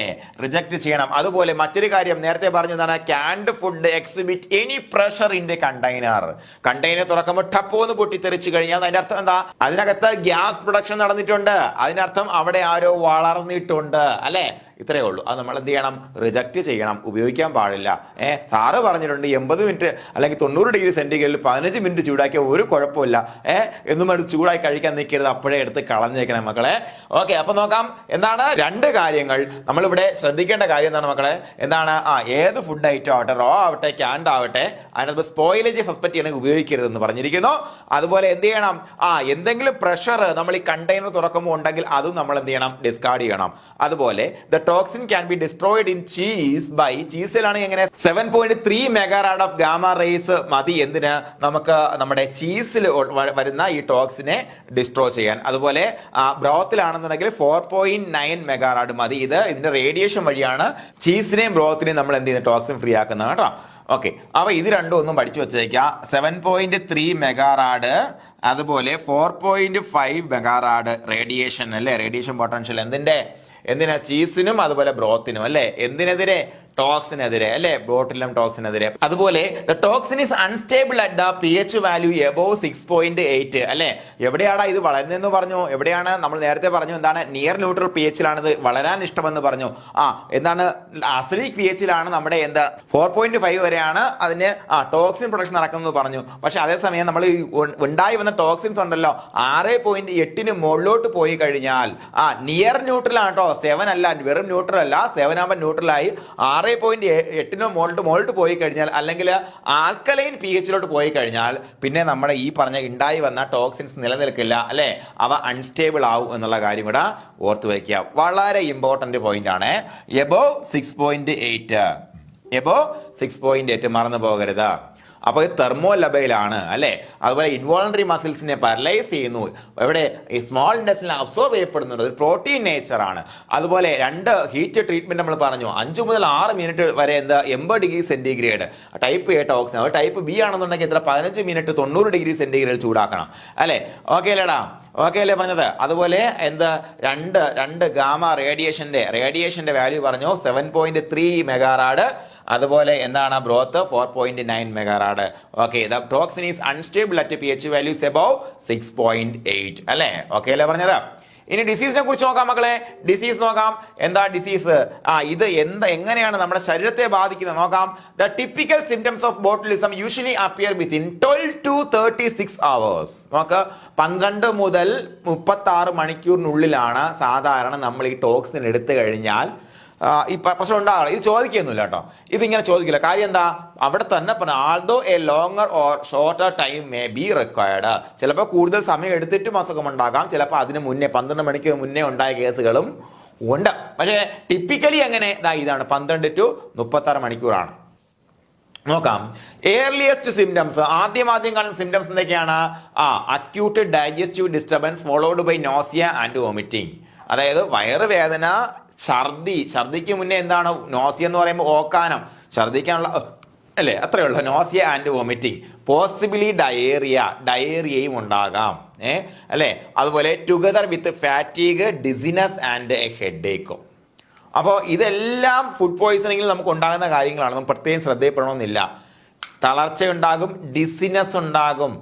ഫാറ്റീഗ്, തളർച്ച, ഡിസിനസ്, ഒരു തലകറക്കം, ഒരു മന്ദിപ്പ്, അല്ലെ? അതുപോലെ ഹെഡേക്ക്, തലവേദന, ഇത്രയും കാര്യങ്ങൾ. തളർച്ച എന്തായാലും നമുക്ക് ഈ പറഞ്ഞ നോസിയ വോമിറ്റിംഗ് വരുമ്പോൾ ഉണ്ടാകാൻ സാധ്യതയുണ്ട്. ഡിസിനസ് ഉണ്ടെങ്കിൽ അവിടെ നമ്മൾ ശ്രദ്ധിക്കണം. ഫുഡ് പോയിസണിങ് അല്ലേ? ശ്രദ്ധിക്കണം. നോക്കാം. Later there is constipation. കണ്ടോ? ആദ്യം ഡയേറിയ ഉണ്ടാകാം, പോസിബിലി ഡയേറിയ എന്നാ പറഞ്ഞു. ഡയേറിയ ഉണ്ടാകാൻ നിർബന്ധമില്ല. അതിനുശേഷം ഇത് കോൺസ്റ്റിപ്പേഷൻ വഴി മാറുന്നു, അല്ലേ? കോൺസ്റ്റിപ്പേഷൻ വളരെ ക്ലിയർ ആയിട്ടുള്ള, എവിഡന്റ് ആയിട്ടുള്ള സംഗതി എന്താണ്? Double vision may be evident early. Double vision ഉണ്ടാകാം, ചിലപ്പോൾ നേരത്തെ ഉണ്ടായി വരാം, അല്ലെ? ഡബിൾ വിഷൻ, ഒരു സാധനത്തെ രണ്ടായിട്ട് കാണുക. ഇതൊന്നും ഒന്നായിട്ട് കാണാൻ പറ്റും. നമ്മളെല്ലാം ഒന്നായിട്ട് കാണുന്നത് എന്തുകൊണ്ടാ? നമുക്ക് 2 കണ്ണുണ്ട്, എന്നാൽ നമ്മൾ ഒന്നായിട്ട് കാണുന്നത് നമ്മുടെ കണ്ണിന്റെ ഒരു പ്രത്യേക കഴിവാണ്. നമ്മൾ ഇവിടെ ശ്രദ്ധിച്ചിട്ട് നമ്മൾ അപ്പുറത്ത് നോക്കി അപ്പുറത്തേക്ക് സാധനം 2ആയിട്ട് കാണുകയല്ലേ? നമ്മൾ 3D വിഷൻ സാധ്യമാക്കുന്ന ഈ 2 കണ്ണുകളാണ് കേട്ടോ. ഓക്കെ, നമ്മളൊരു 2D ആയിട്ടുള്ള ഇമേജ് നിങ്ങൾ ഒരു കണ്ണടച്ച് നോക്കിയാൽ നിങ്ങൾക്ക് 3D ആയിട്ട് കാണാൻ പറ്റും. പക്ഷേ അത് ഞാൻ നിൽക്കട്ടെ. എന്തായാലും ഞാൻ പറഞ്ഞു തന്നത്രേ ഉള്ളൂ. Double vision may be evident early. ശ്രദ്ധിക്കുക, അത് വന്നാൽ അപ്പോഴേ പ്രശ്നമാണ്, മനസ്സിലായിക്കൊള്ളണം. And difficulty in swallowing and speaking may be noted. അതായത് വയറിളക്കം വന്നു, ഫുഡ് പോയിസൺ സംശയമുണ്ട്, സംസാരിക്കാനൊന്നും വയ്യ, ഒന്നും വിഴുങ്ങാൻ വയ്യ, സംസാരിക്കുമ്പോൾ ഒരു ബുദ്ധിമുട്ട്, അപ്പോഴേ കൊണ്ടുപോകണം. അതൊന്നും നിങ്ങൾ നോക്കി നിൽക്കേണ്ട. നിങ്ങൾക്ക് ഫുഡ് പോയിസണിങ് ആണ് സംശയം വന്നാൽ അപ്പോഴേ കൊണ്ടുപോയേക്കാം കേട്ടോ, കാരണം അത് വലിയ പ്രശ്നമുള്ള കാര്യമാണ്. നോക്കാം, the temperature of the victim is normal or sub normal. സാധാരണ ഇതൊരു എന്താണ് നോൺ ഫെബ്രൈൽ കേസാണ് കേട്ടോ, ഒരു നോൺ ഫെബ്രൈൽ കേസാണ്. കാര്യം എന്താ, ടെമ്പറേച്ചർ കുറവായിരിക്കും എന്നുള്ള കാര്യം നിങ്ങൾ മറന്നു പോകരുത്. പനിയൊന്നും ഉണ്ടാവുകയില്ല മാമ, പനി ഉണ്ടാവുകയില്ല. അപ്പൊ എന്താണ്, വിക്ടിമിന്റെ ടെമ്പറേച്ചർ ചിലപ്പോൾ നോർമലായിരിക്കും, ചിലപ്പോൾ കുറവും ആയിരിക്കും കേട്ടോ. അതുപോലെ involuntary muscles become paralysed, paralysis spread to the respiratory system and heart and death usually results from the respiratory failure. അല്ലെ, നേരത്തെ പറഞ്ഞു ഇത് പ്രധാനമായിട്ടും ഇൻവോളണ്ടറി മസിൽസിനെ ബാധിക്കുന്നു, ഇൻവോളണ്ടറി മസിൽസിന്റെ പാരാലിസിലേക്ക് നയിക്കുന്ന കാര്യം പറഞ്ഞിട്ടുണ്ടായിരുന്നു. പ്രധാനപ്പെട്ട ഇൻവോളണ്ടറി മസിൽസ് എന്ന് പറയുന്നത് നമ്മൾ ഡയഫ്രം ഒക്കെ ആണെന്ന് പറഞ്ഞിരുന്നുണ്ടായിരുന്നു അല്ലെ. ഹൃദയമൊക്കെ ഇൻവോളണ്ടറി മസിലാണ്. പ്രധാനമായിട്ടും മരണത്തിലേക്ക് നയിക്കുന്നത് എങ്ങനെയാണ് മക്കളെ, റെസ്പിറേറ്ററി ഫെയിലർ ആണ് എന്താ മരണത്തിന് കാരണമായിട്ട് മാറുന്നത്. ഓക്കെ അല്ലേ. അപ്പൊ ഇതാണ് നമുക്ക് ഡിസീസിനെ കുറിച്ച് പഠിക്കാനുള്ള എന്തൊക്കെയാണ് ഇവിടെ നമ്മൾ പഠിച്ചിരിക്കേണ്ട കാര്യം. നിർബന്ധമായിട്ട് നിങ്ങൾ പഠിച്ചിരിക്കേണ്ട കാര്യം എന്താണ്, ഇതിന്റെ ലക്ഷണങ്ങൾ ഒന്ന് ഓർത്തിരിക്കുക. ഏർലിയസ്റ്റ് സിംറ്റംസ് നമുക്ക് അറിയാം. സാധാരണ ഒരു ഫുഡ് പോയിസണിങ് നമുക്ക് വരുന്നത് പോലെ ലക്ഷണങ്ങൾ, അതിന്റെ കുഴപ്പം എന്താ, ഡിസിനെസ് ഉണ്ടാകും എന്നുള്ള കാര്യം മറന്നു പോകരുത്. ഹെഡേക്ക് ഉണ്ടാകും എന്നുള്ള കാര്യം കൂടെ ഒന്ന് ഓർത്തിരിക്കുക. കാരണം എന്താ, ഡിഫറൻസ് ഉള്ള കാര്യമാണ് ഞാൻ പറയുന്നത് കേട്ടോ. അതുപോലെ ലേറ്റർ അതിനുശേഷം കോൺസ്റ്റിപ്പേഷനിലേക്ക് ഡെവലപ്പ് ചെയ്യും, ഡബിൾ വിഷന് കാരണമാകും അല്ലെ. അതുപോലെ എന്താണ്, difficulty in swallowing and speaking, സംസാരത്തിലും സ്വോളോയിങ്ങിനൊക്കെ ഡിഫിക്കൽട്ടി ഫീൽ ചെയ്യും. അതിനുശേഷം ശ്രദ്ധിക്കൂ, ടെമ്പറേച്ചർ ഇപ്പോൾ നോക്കുമ്പോൾ എന്തായിരിക്കും, നോർമൽ അല്ലെങ്കിൽ സബ് നോർമൽ ആയിരിക്കും, കുറവായിരിക്കും. അതുപോലെ ഇൻവോളണ്ടറി മസിൽസിന്റെ പാരാലിസിസ് ആണ് ഡെത്തിലേക്ക് നയിക്കുന്നത്. കോമൺ റീസൺ എന്താണ് മക്കളെ, റെസ്പിറേറ്ററി സിസ്റ്റത്തിനെ ബാധിക്കും, റെസ്പിറേറ്ററി ഫെയിലിയർ. ഓക്കെ അല്ലേ. ഇതാണ് ഡിസീസിനെ കുറിച്ച് അറിഞ്ഞിരിക്കേണ്ടത്. ഇതിന്റെ ട്രീറ്റ്മെന്റ് ഓൺലി നോൺ മെത്തേഡ് എന്താണ്, സക്സസ്ഫുൾ ട്രീറ്റ്മെന്റിന്റെ ഒറ്റ മെത്തേഡ് മാത്രമേ ഉള്ളൂ. എന്താണ് മക്കളെ, ഇതൊരു ആന്റിജനിക് പ്രോപ്പർട്ടി ഉള്ള സാധനം കേട്ടോ. നമ്മുടെ ശരീരത്തിൽ വന്നു കഴിഞ്ഞാൽ അതിന് പ്രതിവിധിയായിട്ടുള്ള ആന്റിബോഡീസിനെ ഉത്പാദിപ്പിക്കും. ഓക്കെ, അപ്പൊ ഇവിടെ എന്താണ് ട്രീറ്റ്മെന്റ്, എന്താണ് പറ, ആന്റിടോക്സിന്റെ അഡ്മിനിസ്ട്രേഷൻ മാത്രമാണ് ഒരു പ്രധാനപ്പെട്ട ചികിത്സ എന്ന് പറയുന്നത്. അൺഫോർച്ചുനേറ്റ്ലി, നിർഭാഗ്യവശാൽ ഇതിന്റെ ശരിക്കുള്ള ലക്ഷണങ്ങളെ കാണിച്ചു തുടങ്ങിയിട്ട് ഇത് കൊടുത്തിട്ട് വലിയ കാര്യമൊന്നും ഇല്ല എന്നുള്ളതാണ്. അതായത് നമ്മുടെ ഈ പറഞ്ഞ ഈ മസിൽസിനെയൊക്കെ ഇത് ബാധിച്ചു തുടങ്ങിയാൽ, അതായത് നമ്മുടെ ഇൻവോളണ്ടറി മസിൽസിനെയൊക്കെ ബാധിച്ചു തുടങ്ങിക്കഴിഞ്ഞാൽ പിന്നെ വലിയ കാര്യമൊന്നുമില്ല. എന്നാൽ കൂടിയും നമുക്ക് എന്ത് ചെയ്യണം, എത്രയും പെട്ടെന്ന് നമ്മളിത് കണ്ടെത്തുന്നോ, ഇത് ബോട്ടിലിസമാണ് സംശയിക്കുന്നോ, അത്രയും പെട്ടെന്ന് ആന്റിടോക്സിൻ കൊടുത്താൽ it is evident that will be helpful അല്ലെ. അത് ഹെൽപ്ഫുൾ ആയിരിക്കും എന്നുള്ള എവിഡൻസുകൾ ഉണ്ടാവും. ഏർലിയസ്റ്റ് പോസിബിൾ മൊമെന്റിൽ എന്ത് ചെയ്യണം, കൊടുക്കണം എന്നുള്ളതാണ്. ഓക്കെയാണ് പറഞ്ഞത്. അപ്പൊ ട്രീറ്റ്മെന്റ് എന്ന ഒറ്റ കാര്യമുള്ള എന്താണ്, ആന്റിടോക്സിൻ ആണ് ട്രീറ്റ്മെന്റ്. അതുകൊണ്ടാണ് ഞാൻ പറഞ്ഞത് ഇത് വളരെ അറ്റ്മോസ്റ്റ് ഇമ്പോർട്ടൻസ് ഉള്ള അസുഖമാണെന്നുള്ള ഞാൻ പറഞ്ഞത്.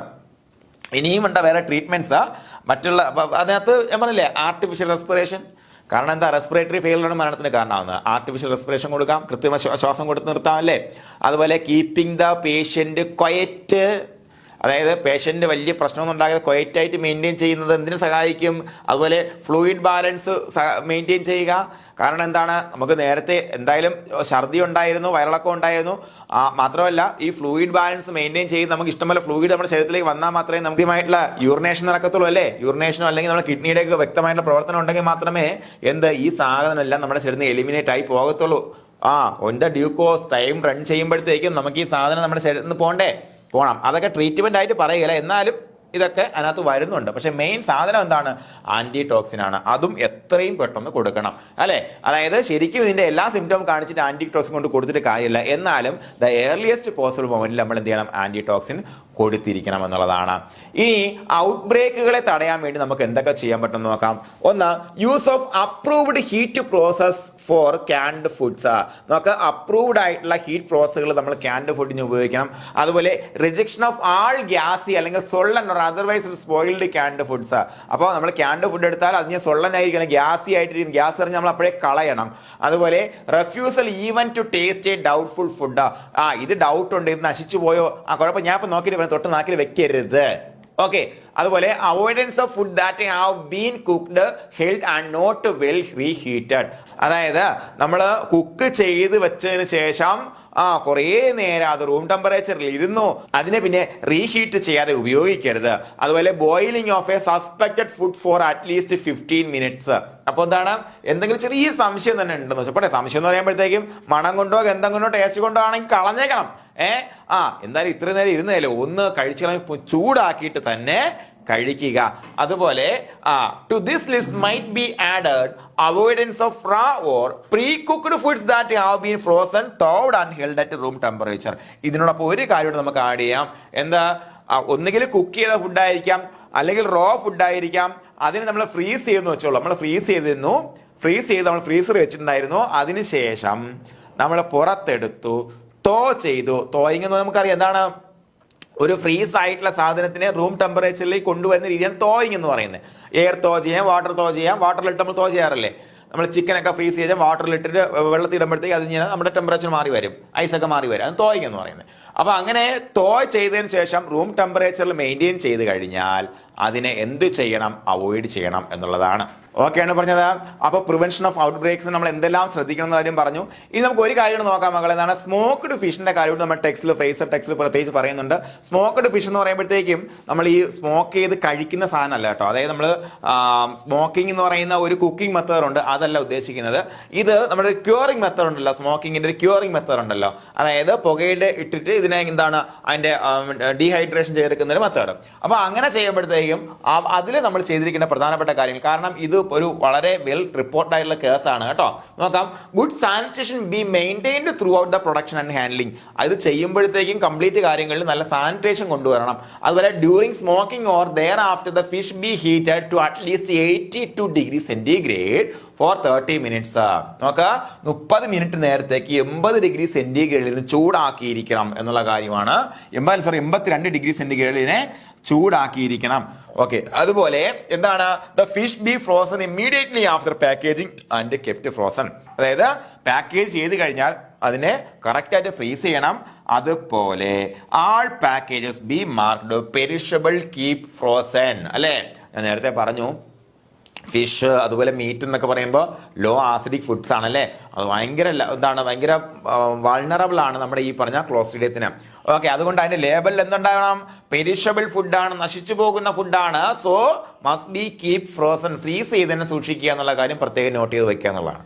ഇവിടെ ശ്രദ്ധിക്കേണ്ട കാര്യം എന്താണ്, സ്മോക്ക്ഡ് ഫിഷിനെ പ്രിവെന്റ് ചെയ്യണമെന്നുണ്ടെങ്കിൽ, ബോട്ടിൽസ് പ്രിവെന്റ് ചെയ്യണമെന്നുണ്ടെങ്കിൽ 82 ഡിഗ്രി സെന്റിഗ്രേഡിൽ 30 മിനിറ്റ് ചൂടാക്കണം. എങ്ങനെ, ഒന്നുകിൽ ഡ്യൂറിങ് ഹീറ്റിംഗ് അല്ലെങ്കിൽ ഡ്യൂറിങ് സ്മോക്കിംഗ് അല്ലെങ്കിൽ അതിന് ശേഷം അല്ലേ. അപ്പോൾ അതുപോലെ ഈ ഒരു പാക്കേജിന്റെ കാര്യങ്ങൾ നിങ്ങൾ കൃത്യമായിട്ട് ഓർത്ത് വയ്ക്കുക, ഫ്രീസ് ചെയ്ത് തന്നെ സൂക്ഷിക്കാം. ഓക്കെ. ഇനി നമുക്ക് ഇൻഫന്റ് ബോട്ടിൽസ് നോക്കാം. ഇൻഫന്റ് ബോട്ടിൽസ് ഞാൻ തുടക്കത്തിൽ പറഞ്ഞാണ്, നമ്മുടെ SIT നേരത്തെ റിപ്പോർട്ടർ കേസ് ഉണ്ടായിരുന്നു ഇൻഫന്റ് ബോട്ടിൽസിന്റെ അല്ലേ. അല്ലേടാ, നേരത്തെ നമ്മൾ പറഞ്ഞു കഴിഞ്ഞാണ് അല്ലേ. നോക്കാം, എന്തായാലും അവസാനം നോക്കാം.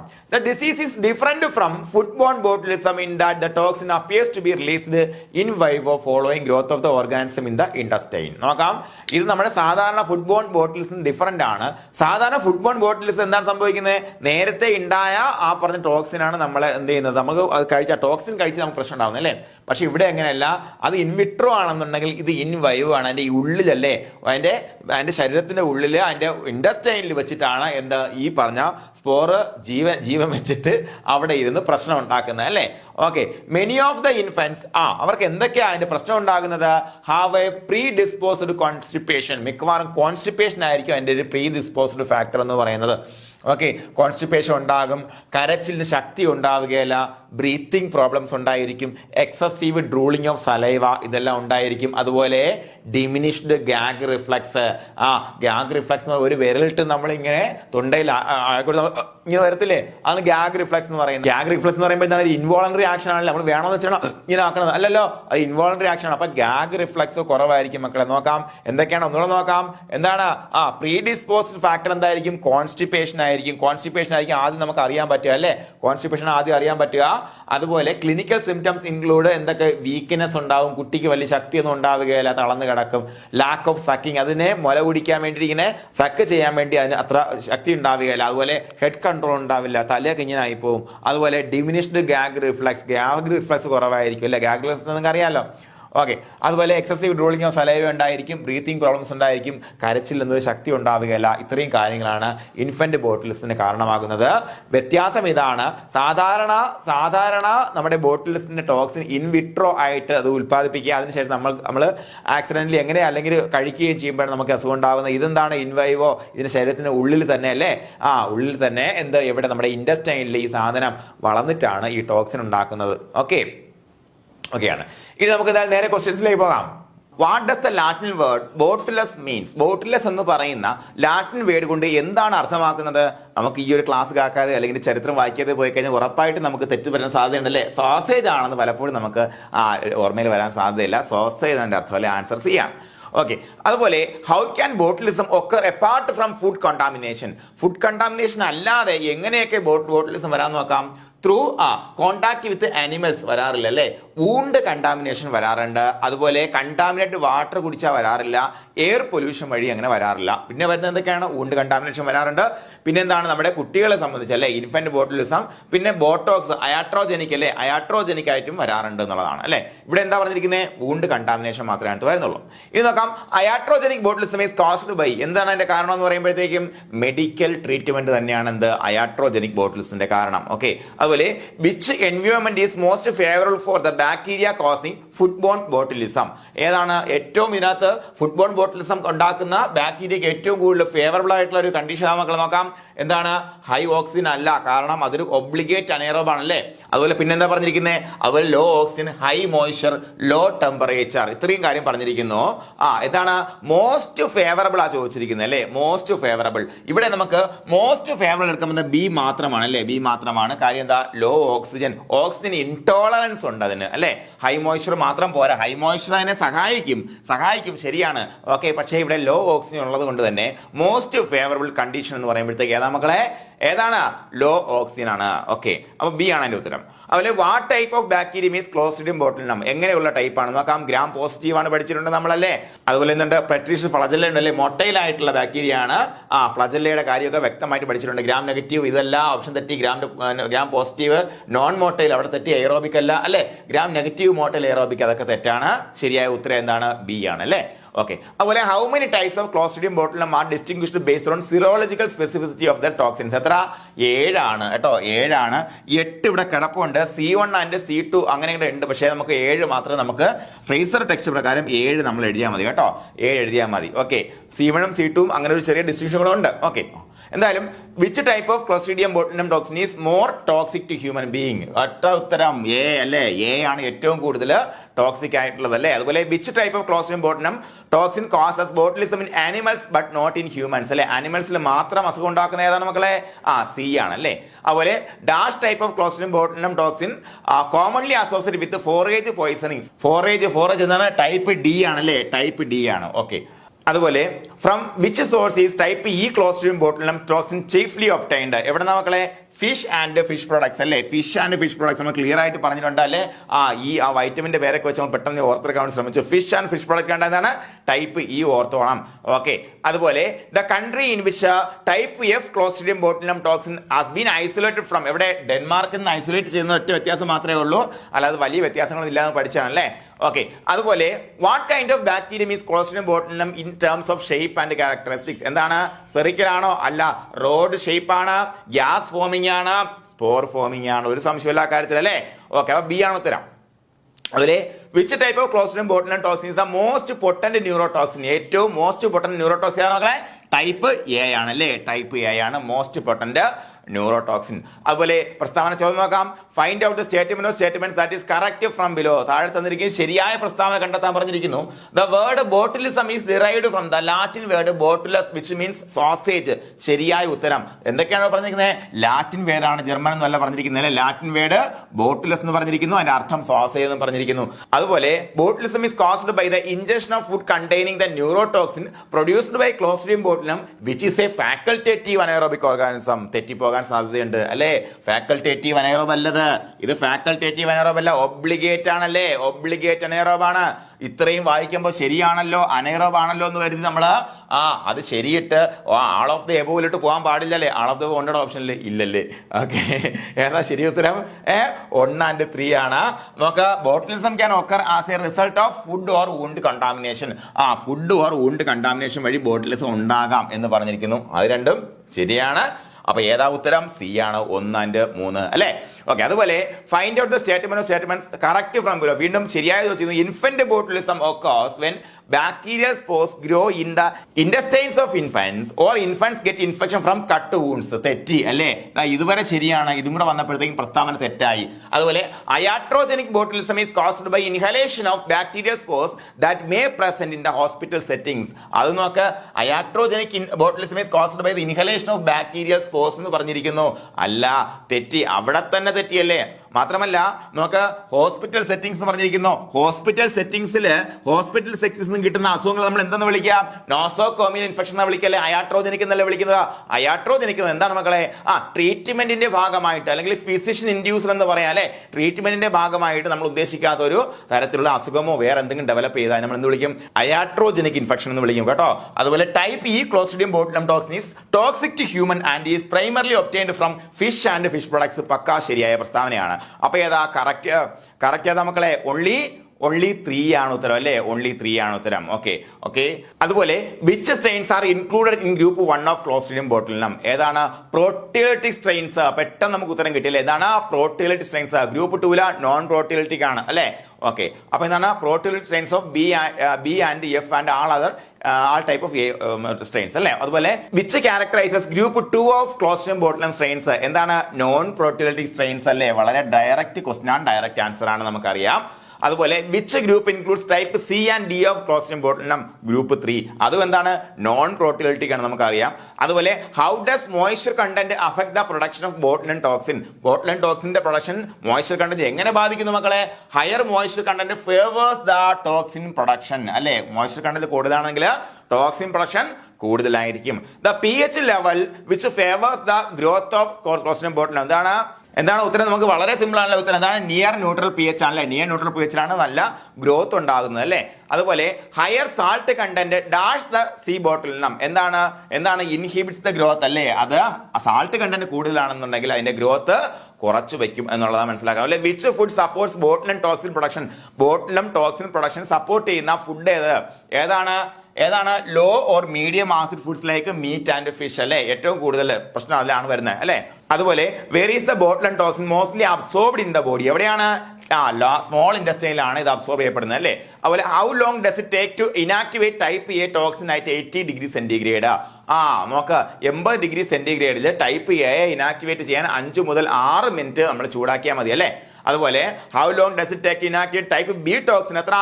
15 മിനിറ്റ് ചൂടാക്കണം അല്ലേ. 15 മിനിറ്റ്. 10 മുതൽ 15 ഓപ്ഷൻ ഉണ്ട്, കൺഫ്യൂഷൻ വേണ്ട, 15 തന്നെയാണ് എഴുതേണ്ടത് കേട്ടോ. ഓക്കെ, അതുപോലെ what should be done with food that show signs of spoilage or pressure in the container? ചുമ്മാ എടുത്ത് കളഞ്ഞേക്കുക, റിജക്ട് ചെയ്താം അല്ലേ. അതുപോലെ the pH value in which the botulin toxin is unstable. നോക്ക, അൺസ്റ്റേബിൾ എബോവ് 6.8 അറ്റ് 7 എന്ന് കൊടുത്തിരിക്കുന്നത്. അതും ശരിയാണ്, പക്ഷെ ഇവിടെ കൃത്യമായിട്ട് എടുത്തു പറഞ്ഞിരിക്കുന്നു എബോവ് 6.8 വരുമ്പോഴത്തേക്കും ടോക്സിൻ എന്താവും മക്കളെ? അൺസ്റ്റേബിൾ ആവും അല്ലേ. അതുപോലെ which group of C botulinum includes all type of E strains? All type of E strains ഏത് ഗ്രൂപ്പിലാ വരുന്നത്? ഗ്രൂപ്പ് 2 വരുന്നത് അല്ലെ. അതുപോലെ which is the common characteristics of the toxin produced by C botulinum? They are heat stable, തെറ്റ്. They are heat labile, അല്ലെ? Heat labile, ചൂടാക്കിയത് നശിച്ചു പോകുന്ന സാധനങ്ങളാണ്, അല്ലെ? അതുപോലെ what are the earliest symptoms of botulism? ഏറ്റവും ആദ്യം കാണപ്പെടുന്നത് എന്താ വരുന്നത്? Acute digestive disturbance, nausea, vomiting and possible diarrhoea. ഇതാണ് ഫസ്റ്റ് നമുക്ക് കാണുന്ന സിംറ്റം, അല്ലെ? അതുപോലെ what is the common early symptom of botulism affecting vision? വിഷനുമായിട്ട് ബന്ധപ്പെട്ടതാണ്. ബ്ലഡ് വിഷൻ ആണോ? അല്ല, രണ്ടായിട്ട് കാണും, അല്ലേ? ഒന്നായ നിന്നയിക രണ്ടായ കണ്ടതിൽ അങ്ങനെ പാട്ടക്കില്ലടാ, അത് തന്നെ രണ്ടായിട്ട് കാണും, ഡബിൾ വിഷൻ ഉണ്ടാവും, അല്ലേ? അതുപോലെ what is the typical body temperature of a botulism victim? ബോട്ടിലും ബാധിച്ചൊരു വിക്ടിമിനെ സംബന്ധിച്ച് അവന്റെ ബോഡി ടെമ്പറേച്ചർ എന്തായിരിക്കും? നോർമൽ ഓർ സബ് നോർമൽ ആയിരിക്കും, കുറവായിരിക്കും പറഞ്ഞിട്ടുണ്ട്, അല്ലെ? അതുപോലെ what is the usual cause of death in severe case of botulism? എന്താണ് കാരണം? റെസ്പിറേറ്ററി ഫെയിലിയറിന് പ്രധാനപ്പെട്ട കാരണമായിട്ട് വരുന്നത്, അല്ലെ? ഹാർട്ട് ഫെയിലിയറിലേക്ക് നയിക്കാം, ഓക്കെ. പക്ഷെ പ്രധാനമായിട്ടും റെസ്പിറേറ്ററി ഫെയിലിയർ ആണ്. ഇൻവോളണ്ടറി മസിൽസിന്റെ പാരാലിസിസ് ആണ് റെസ്പിറേറ്ററി ഫെയിലിയറിലേക്ക് നയിക്കുന്നതായിരുന്നു പഠിച്ചു, അല്ലെ? അതുപോലെ what is the primary treatment method for botulism? ഏതാണ് മക്കളെ? ഏതാണ് പറ? ആന്റി ടോക്സിൻ അഡ്മിനിസ്ട്രേഷൻ മാത്രമാണ് നമുക്ക് അറിയാവുന്ന ശരിക്കുള്ള ട്രീറ്റ്മെന്റ്. പക്ഷേ ഒരു പ്രശ്നമുണ്ട്. എന്താണ്? ലക്ഷണങ്ങൾ ശരിയായിട്ട് വന്നു കഴിഞ്ഞിട്ട് കൊടുത്താൽ ഫലം കുറവാണ്, ചിലപ്പോൾ അത് ഏകത്വ പോലും ഇല്ല, അല്ലെ? എന്നാലും what ever it may be, ലക്ഷണം കണ്ടു തുടങ്ങിയാലും ഏർലി ആസ് പോസിബിൾ കൊടുക്കുക എന്നുള്ളതാണ് നമ്മുടെ ചികിത്സ എന്ന് പറയുന്നത്. അത് കഴിഞ്ഞിട്ട് മാത്രമേ ആർട്ടിഫിഷ്യൽ റെസ്പിറേഷനോ അതുപോലെ ടോക്സിൻ നമ്മുടെ ശരീരത്തിൽ നിന്ന് നീക്കാനുള്ള ശ്രമമൊക്കെ തുടങ്ങിയിട്ട് കാര്യമുള്ളൂ കേട്ടോ, ഓക്കെ. അപ്പൊ എന്താണ്? Antitoxin administration. അതുപോലെ what should be done with gassy or swollen canned foods to prevent botulism? നേരത്തെ പറഞ്ഞ് എടുത്ത് കളഞ്ഞേക്കാം, ഒരു സംശയം വേണ്ട കാര്യത്തിൽ. അതുപോലെ how long should a suspected food be boiled to prevent botulism? അല്ലെ? എത്ര? 15 മിനിറ്റ് എങ്കിലും നമ്മൾ എന്ത് ചെയ്യണം? ബോയിൽ ചെയ്യണം. ഇനി എന്തായാലും ഒരു സംശയം, ഈ സംശയം എന്ന് പറയുമ്പോഴത്തേക്ക് മോശപ്പെട്ട സ്മെല്ലോ അല്ലെങ്കിൽ ഗ്യാസിനസോ ആകരുത്, അത് സംശയമില്ല, അത് ഉറപ്പാണ്, അത് കുഴപ്പമാണ്, എടുത്ത് കളഞ്ഞേക്കണം. പക്ഷെ അല്ലാതെ നമ്മൾ കുറച്ച് നേരം എന്ത് ചെയ്തു? കുക്ക് ചെയ്തിട്ട് അല്ലാതെ വെച്ചിരുന്നു, കഴിക്കുന്നതിന് മുന്നേ ഒന്ന് ചൂടാക്കി കളയാം. എത്ര? 15 മിനിറ്റ് ചൂടാക്കണം, അല്ലേ? ഓക്കെ. അതുപോലെ what temperature should smoked fish be heated during or after smoking to prevent botulism? എത്ര? 82 ഡിഗ്രി സെന്റിഗ്രേഡിലേക്ക് നമ്മൾ എന്ത് ചെയ്യണം? ഈ സാധനത്തിനെ സ്മോക്ക് ചെയ്ത് ക്യൂർ ചെയ്യുന്ന സമയത്ത് എന്ത് ചെയ്യണം? ചൂടാക്കിയിരിക്കണം, അല്ലെങ്കിൽ അതിന് ശേഷം ചൂടാക്കിയിരിക്കണം, അല്ലെ? എന്തിനാണ്? ബോട്ടിലിസം പ്രിവെന്റ് ചെയ്യാൻ വേണ്ടിയിട്ട്, അല്ലേ? അതുപോലെ what should be done with smoked fish immediately after packaging to prevent botulism? Packaging കഴിഞ്ഞാൽ അപ്പോഴേ എന്ത് ചെയ്യണം? ചുമ്മാ എന്ത് ചെയ്യണം? ഫ്രീസ് ചെയ്യണം, അത്രയേ ഉള്ളൂ. Freeze immediately. അതുപോലെ വാട്ട് ലേബൽ എന്ത് ചെയ്യണം? എന്താണ്? Perishable food and keep frozen. ഇതാണ് ലേബലിൽ ഉൾപ്പെടുത്തേണ്ട സാധനം, അല്ലെ? അതുപോലെ what distinguishes infant botulism from food borne botulism? എന്താണ് വ്യത്യാസം? എന്താണ് പ്രധാനമായിട്ടും? Toxin is release in vivo following growth in the intestine, അല്ലേ? ഇതാണ് ഉത്തരം. അതാണ് ഇൻവിട്രോ ആയിട്ടല്ല ടോക്സിൻ റിലീസ് ചെയ്തിട്ട് പിന്നെ നമ്മൾ കഴിക്കുകയല്ല ചെയ്യുന്നത്, അത് നമ്മുടെ ഫുഡ് ബോൺ ബോട്ടിലിസം. പക്ഷേ ഇവിടെ ഇൻഫന്റ്സിന്റെ കാര്യത്തിൽ അത് ഇൻവൈവോ ആയിട്ടല്ലേ ആണ് വരുന്നത്. അതുപോലെ what predisposes the condition is common among infants affected by botulism? Diarrhoea അല്ല, കോൺസ്റ്റിപ്പേഷൻ ആണ് പ്രീഡിസ്പോസ്ഡ് കണ്ടീഷൻ എന്ന് പറയുമ്പോഴത്തേക്ക് മുൻകൂട്ടി നമുക്ക് കാണാൻ പറ്റുന്നത് എന്താണ്? കോൺസ്റ്റിപ്പേഷൻ. ആദ്യം കുഞ്ഞിന് വയറിന് പോകുന്നില്ല, ഇതായിരിക്കും പ്രശ്നം ആദ്യം കാണിക്കുന്നത്, ഓക്കെ. അപ്പൊ അതുപോലെ which of the following is not a clinical symptom of infant botulism? എന്താണ്? ഇൻഫന്റ് ബോട്ടിലിസത്തിന്റെ ക്ലിനിക്കൽ സിംറ്റം അല്ലാത്തത് ഏത്? വീക്ക്നെസ് ആണ്, ലാക്ക് ഓഫ് സക്ലിംഗ് ആണ്, ഹൈ ഫീവർ അല്ല, അല്ലെ? എന്താണ്? ഡിമിനിഷ്ഡ് ഗാഗ് റിഫ്ലക്സ് ആണ്, അല്ലെ? ഗാഗ് റിഫ്ലക്സ് ഞാൻ പറഞ്ഞത് എന്താണ്, അല്ലെ? അതൊക്കെ കുറഞ്ഞിരിക്കും, ഹൈ ഫീവർ ഒന്നും ഉണ്ടാവുകയല്ല, അല്ലെ? ഓക്കെ. അതുപോലെ what is the primary method for preventing botulism in canned foods? Canned ഫുഡ്സിൽ ബോട്ടിലിസം പ്രിവെന്റ് ചെയ്യുന്നുള്ള പ്രൈമറി മെത്തേഡ് എന്താണ്? അപ്രൂവ്ഡ് ഹീറ്റിംഗ് പ്രോസസ്, അല്ലെ? അനുവദിക്കപ്പെട്ട അപ്രൂവ് ചെയ്യപ്പെട്ട ഹീറ്റിംഗ് പ്രോസസ് കൃത്യമായിട്ട് ചെയ്തിരിക്കുന്നത്. അതുപോലെ what is an important characteristics of the botulin toxin? എന്താണ് ബോട്ടിലിൻ ടോക്സിന്റെ ഇമ്പോർട്ടന്റ് ക്യാരക്ടറിസ്റ്റിക്സ്? എന്താണ്? പറയടാ. ഇറ്റ് ഈസ് ഹൈലി സ്റ്റേബിൾ ആണോ? അല്ല, ഇറ്റ് ഈസ് കമ്പാരിറ്റീവ്ലി തെർമോലബൈൽ, അല്ലേ? തെർമോലബൈൽ ആണ്, ചൂടാക്കിയാൽ അത് നശിച്ചു പോകും, അല്ലെ? അത് അതിന്റെ വളരെ പ്രധാനപ്പെട്ട ഒരു ക്വാളിറ്റിയാണ്. അതുപോലെ നോക്കാം, അടുത്ത പ്രശ്നം നോക്കാം. Find out the statements that is not correct from below. Difficulty in swallowing and speaking are later symptoms of botulism. നോക്കാം, difficulty in swallowing and speaking are later symptoms of botulism. ശരിയാണ്, അല്ലെ? കാരണം അതാണ് ഫസ്റ്റ് വരുന്നതല്ല, അത് കുറച്ച് കഴിഞ്ഞിട്ടേ വരത്തുള്ളൂ. The body temperature of a botulism victim is usually elevated. No, it is not elevated. It will remain normal or sub normal. അതുപോലെ the primary cause of death in severe case of botulism is respiratory failure. ശരിയായ പ്രസ്താവനയാണ്, അല്ലെ? അപ്പൊ നോക്കാം ഏതൊക്കെയാണ് ശരിയാണോ ചോദിക്കുന്നത്. Not correct ചോദിക്കുക. അപ്പൊ എന്താണ്? 2 ഓൺലി, അല്ലേ? 2 only ആണ്. അപ്പൊ ഉത്തരം എ ആണ്. അതുപോലെ അസർഷൻ നോക്കാടാ. The primary cause of death in severe case of botulism is respiratory failure. Primary cause of death of severe case of botulism respiratory failure. എന്താണ് ആ അനുമാനം ശരിയാണ്? അതിന്റെ കാരണം നോക്കാം. Botulism cause paralysis of voluntary muscles including those involve in respiration. ഇവിടെ നമുക്ക് പെട്ടെന്ന് വോളണ്ടറി അല്ല മക്കളെ, ഇത് ഇൻവോളണ്ടറി മസിലാണ് കേട്ടോ, ഇൻവോളണ്ടറി മസിലാണ്. അപ്പൊ എന്താണ് റീസണും തെറ്റായിപ്പോയി അല്ലേ? റീസൺ പറഞ്ഞിരിക്കുന്ന കാര്യം തെറ്റായിപ്പോയി. അപ്പൊ എന്താണ് ഉത്തരം A is true but R is false എന്നാണ് അല്ലേ? സി അല്ലേ? അപ്പൊ ഇനിയും ചോദ്യങ്ങളുണ്ട് മക്കളെ. ഇനിയുള്ള ചോദ്യങ്ങൾ നിങ്ങൾക്ക് കിട്ടണമെങ്കിൽ നിങ്ങൾ എന്ത് ചെയ്യണം? ഈ പരീക്ഷ കാണണം, പരീക്ഷ എഴുതണം. പരീക്ഷ എഴുതാൻ വേണ്ടി നിങ്ങൾ തയ്യാറാവണം. പരീക്ഷ എഴുതുമ്പോഴത്തേക്കും ഇനി ഇതുപോലെ സ്റ്റേറ്റ്മെന്റ് ക്വസ്റ്റ്യൻസും അസർഷൻ റീസണിങ് എല്ലാം നിങ്ങളെ കാത്തിരിക്കുന്നുണ്ട്. അതെല്ലാം എഴുതി പ്രാക്ടീസ് ചെയ്താൽ മാത്രമേ നമുക്ക് ഇനിയുള്ള PSCയുടെ ചലഞ്ചുകളെ നമുക്ക് പവർഫുൾ ആയിട്ട് അഭിമുഖീകരിക്കാൻ പറ്റത്തുള്ളൂ. അപ്പൊ എന്ത് ചെയ്യണം? അത് അഭിമുഖീകരിക്കണം. ഓക്കെ, അത്ര മാത്രമേ എനിക്ക് പറയാനുള്ളൂ. അപ്പൊ എല്ലാവർക്കും അഡ്വാൻസ്ഡ് ആയിട്ട് വിജയാശംസ നേർന്നുകൊണ്ട് നിർത്തുകയാണ്. Thank you.